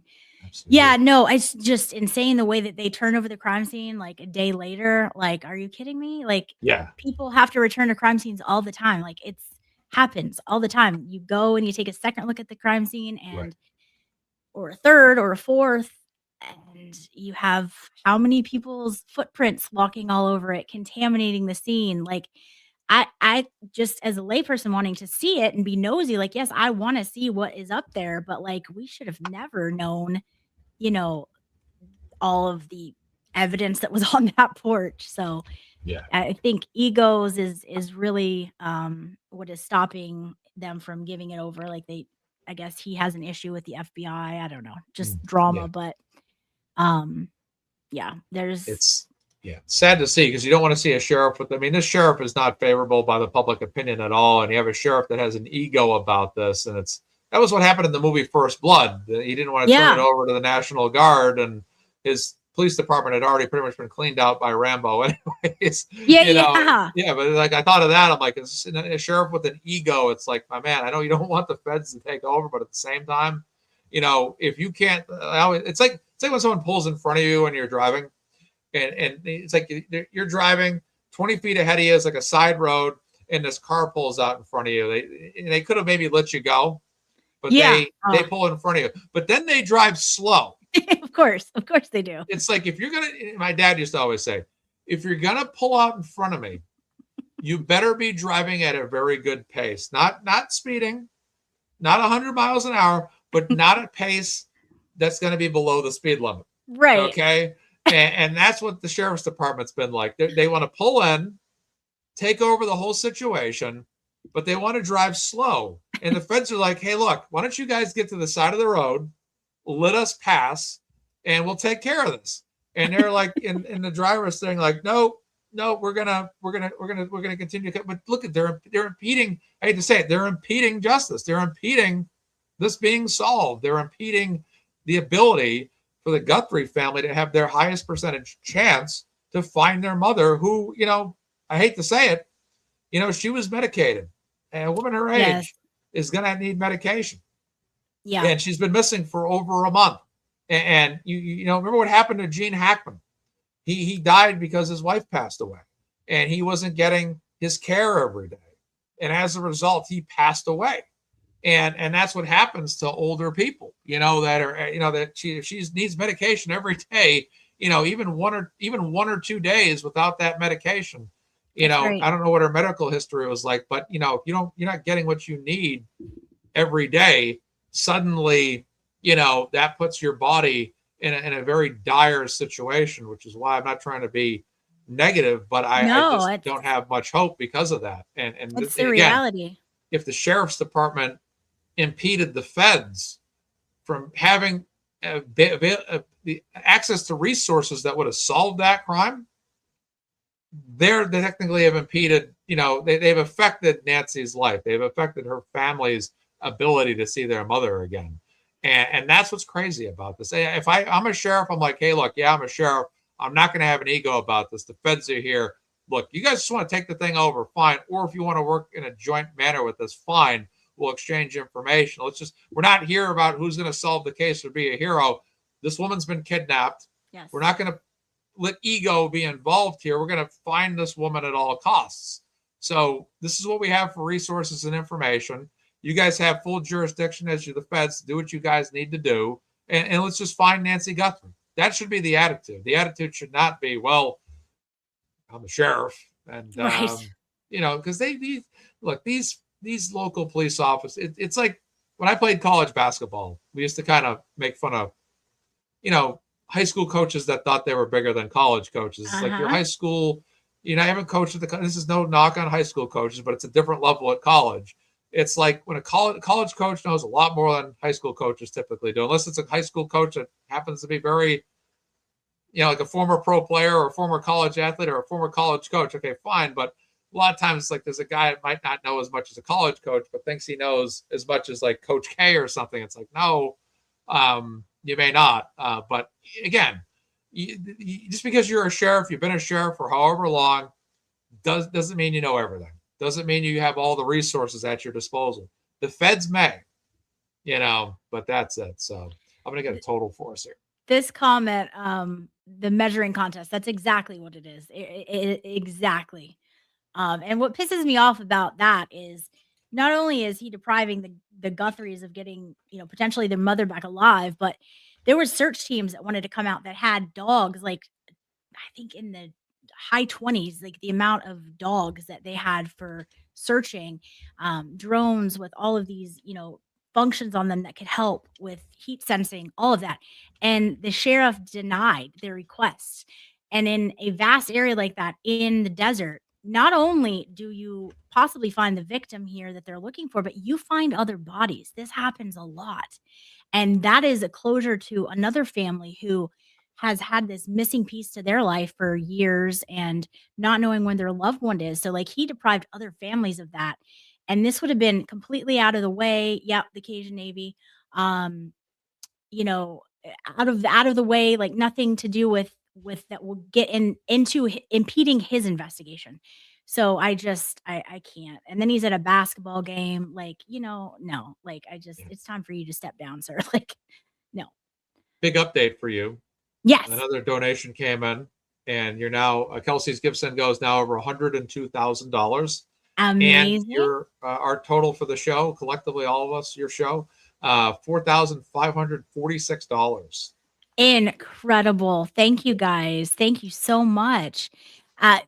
This means so much to Kelsey and her family. They are so appreciative to each and every one of you, whether it's your donations, your prayers, your advocacy, putting her case out, talking to someone. This really means the absolute world to them. And we just have a really big army here, and you guys are just absolutely incredible. So thank you so much. Maza, I'm good to go a little bit longer. I'm good to not go a little bit longer, whatever you feel. Whatever you're thinking. I'm about to get ready to make dinner. I got stuffed tonight's stuffed steak and cheese peppers. I'm gonna make them, and it's basically skillet cook the steak, the peppers, the steak, the onions, and mushrooms. Then I've cooked the peppers in the oven, so I had to cut them all open and get them all prepared, and then throw them in the oven, bake them, and all that. So I was slated for 3 hours tonight. Thank you so much. Like I said, you do your thing. I always look to see what you're having because Maza is great. He shares his masterpieces on Twitter, and you can see he is the wing king. So always sharing the wings that he's prepared and all of that. So wing break this weekend. Some food. Yes. Excellent. Yes. Well, all right. I'll send you the screenshot of the posted total. Probably what I'm going to do is I'm going to let this. Are you going to be alive for a little bit longer? Maybe just like 5 or 10 minutes, and then I will. I'm also going to need some dinner and some food. So okay. I'll shut it down at 7. I'll do a final count at 7:30.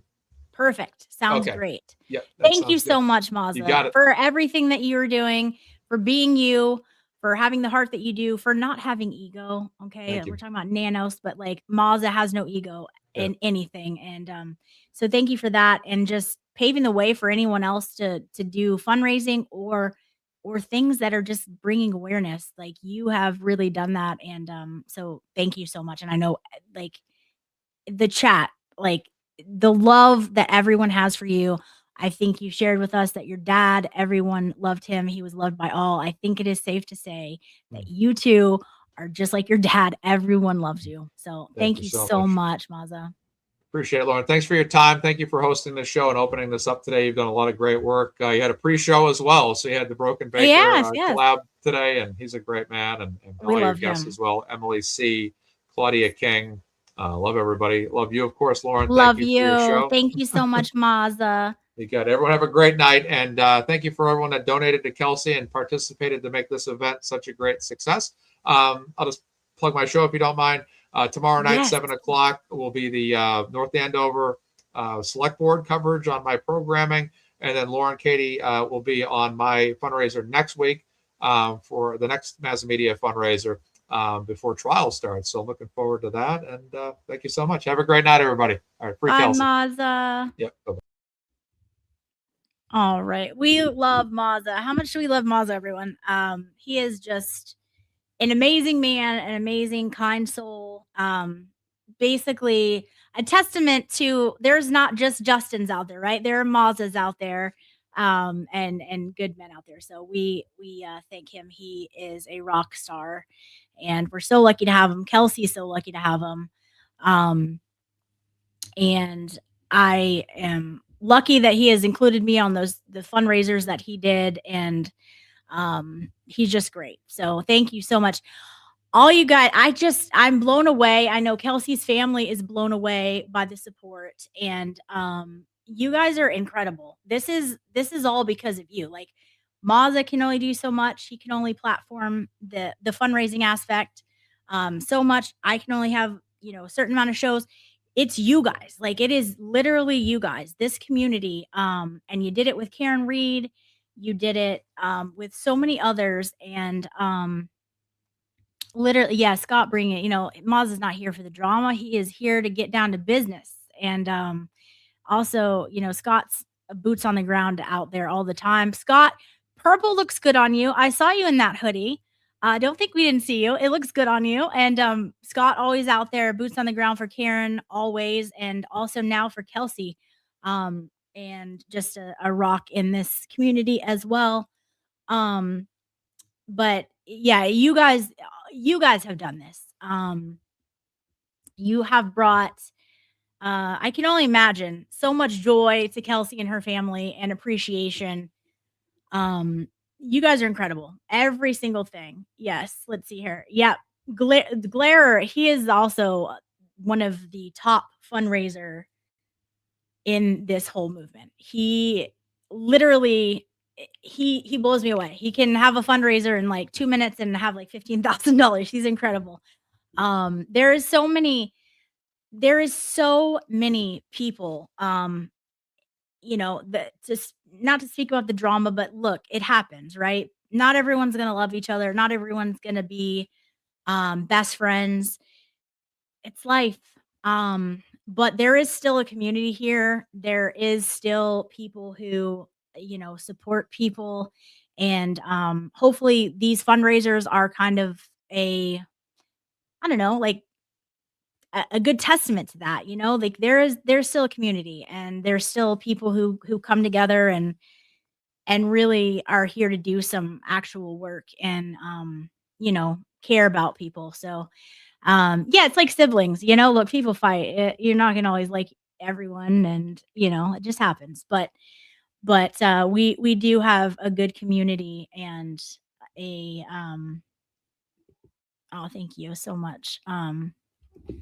Yeah, we have the best. And that's what I love to see, is like creators. And I think Jess Machado, also a very good example of like building other people up. If you watch her show, there's many people who have come out and had, like, Cyber Chick with her channel, and Funeral Lady, and Jess, like, wanting to help them and promote them. And they just so happen to be women, so like strong women helping other women.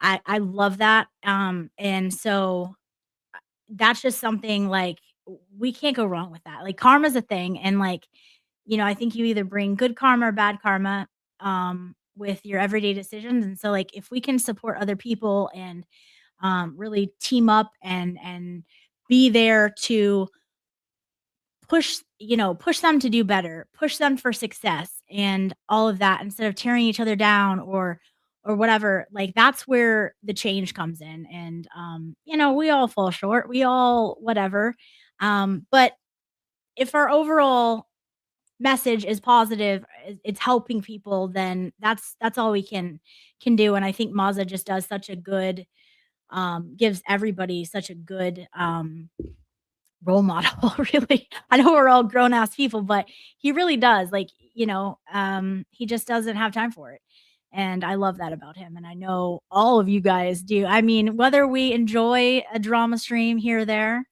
uh we also have so much love for Mazza because he doesn't do that, and it's great that we can love both, right? So um you know, it's great, but everyone brings something so different to this dynamic of this community, and everybody has a place, and everybody brings something to the table that someone else doesn't, and it's all great, and there is room for everyone. That's what is fantastic, and there is room for different cases to help others, to help new people. um and so yeah, yeah, and I this is a long one, so I haven't read it, but just, you know, Scott being out there all the time, he's on boots on the ground, no one's perfect, you know, that's the overall sentiment from that, and it's so true. um and Miss Jess saying, don't forget to hit the like button, and I don't do that enough. I need to probably start pushing my channel a little bit more because I never do that, I forget. Thank you, Jess, for reminding me. I need the watch hours, apparently. I know that we have enough subs to like get everything going, but I guess the watch hours, and so I don't really know much about that, but um rewatch the video, share the video, share Baker's stream. He was kind enough to be like, "Hey, let's stream it from yours so you get the watch hours." And so go make sure you like his stream and retweet his stream. Baker is one of the kindest humans you will ever meet. Him and Mazza both heart of gold. And so go like that stream. I was on that stream before our fundraiser show today, talking about also the Kelsey Fitzsimmons case. And so, oh, Lauren, I'm so glad. And I see you in the chat, your picture, you're gorgeous. I'm like, we have my name. So I'm automatically like, oh, another Lauren. And you're adorable. So I always notice you in the chat. Plus, I think you're pretty funny, if I'm not mistaken. So I'm glad that it was an organic reach, and happy to have you here. But if you're not subbed, we have, well, it looks like over 1,000 people watching still, which is amazing. So if you're not subbed, and I bet at least 100 of you, probably a little more, are not, please go hit the subscribe button and the like button, and just tweet this out, because it gets really that exposure for Kelsey's case. And also, you're kind of, you know, if you're new to this, you get to see a lot of other content creators, like the amazing people that were kind enough to come on the show today. Emily C, who is like, come on, an angel, an actual angel from heaven, and a funny one at that. And Baker, Claudia King, that's what I saw a comment earlier in the chat. She has it's called the Strong Enough Podcast, and please go check it out. Her story is absolutely freaking incredible. Talk about strong women.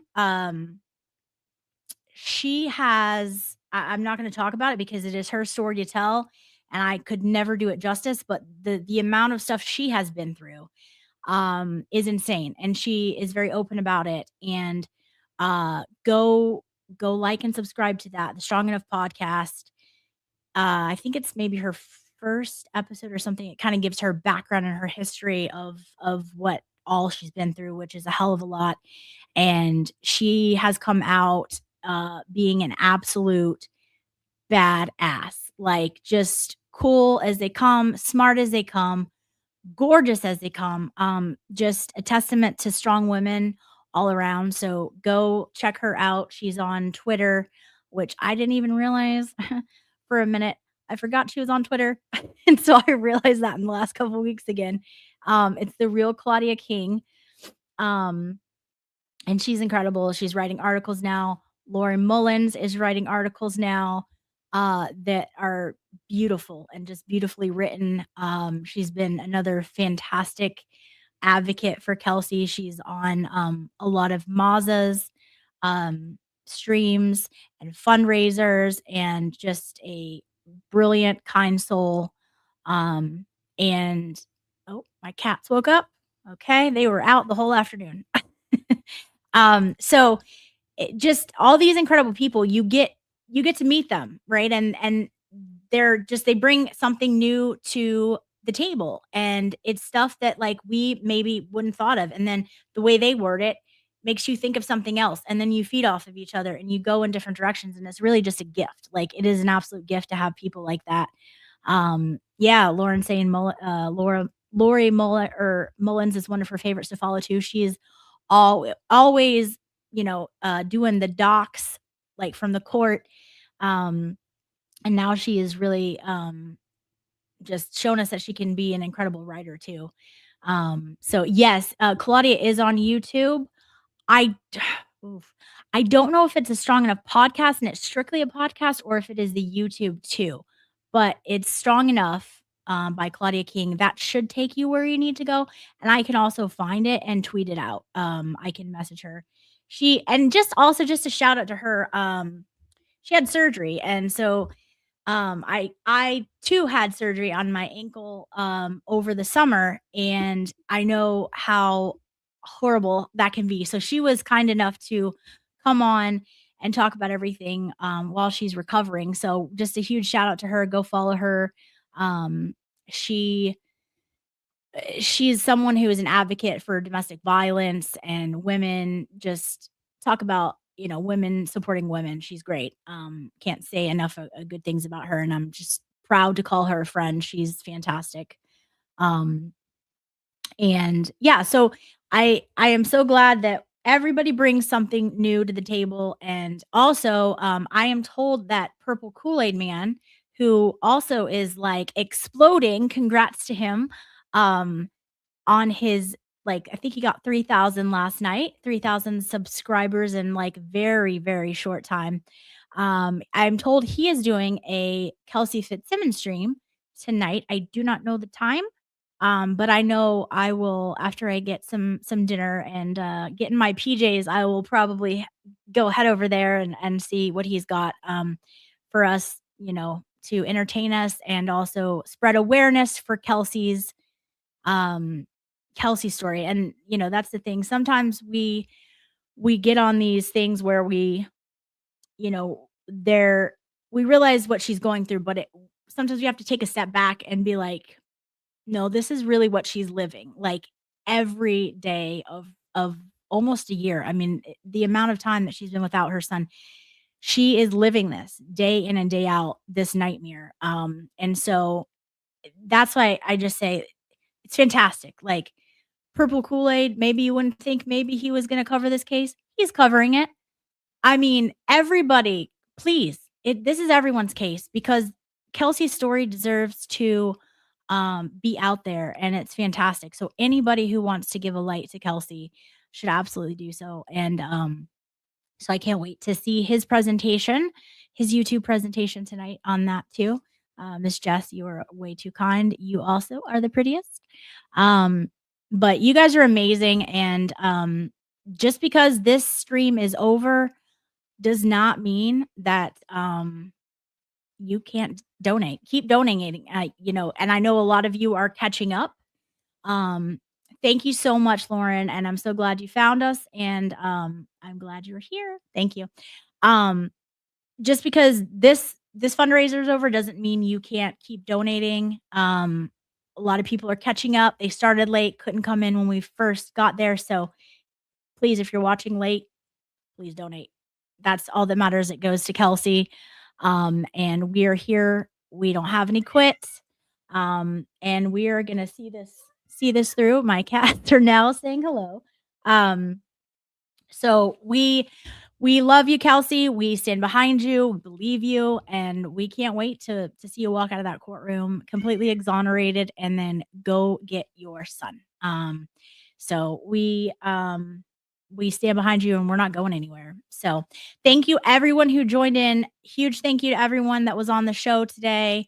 I am going to go get some dinner. Everyone go, sometimes these cases are heavy. Go do some self-care. It's important. Everyone should self-care. I'm a big proponent of it. Go do that, get yourself some dinner, and check out Purple Kool-Aid. He's got a presentation about Kelsey's case tonight. And I will see you guys for the next fundraiser, which is Mazza's next weekend. And probably before that, I've got some shows in the works about Kelsey's case that may happen sooner than that one. So we'll see. But I will see you guys soon. I love each and every one of you. You guys are fantastic. And I will see you soon. Thanks, guys. Bye.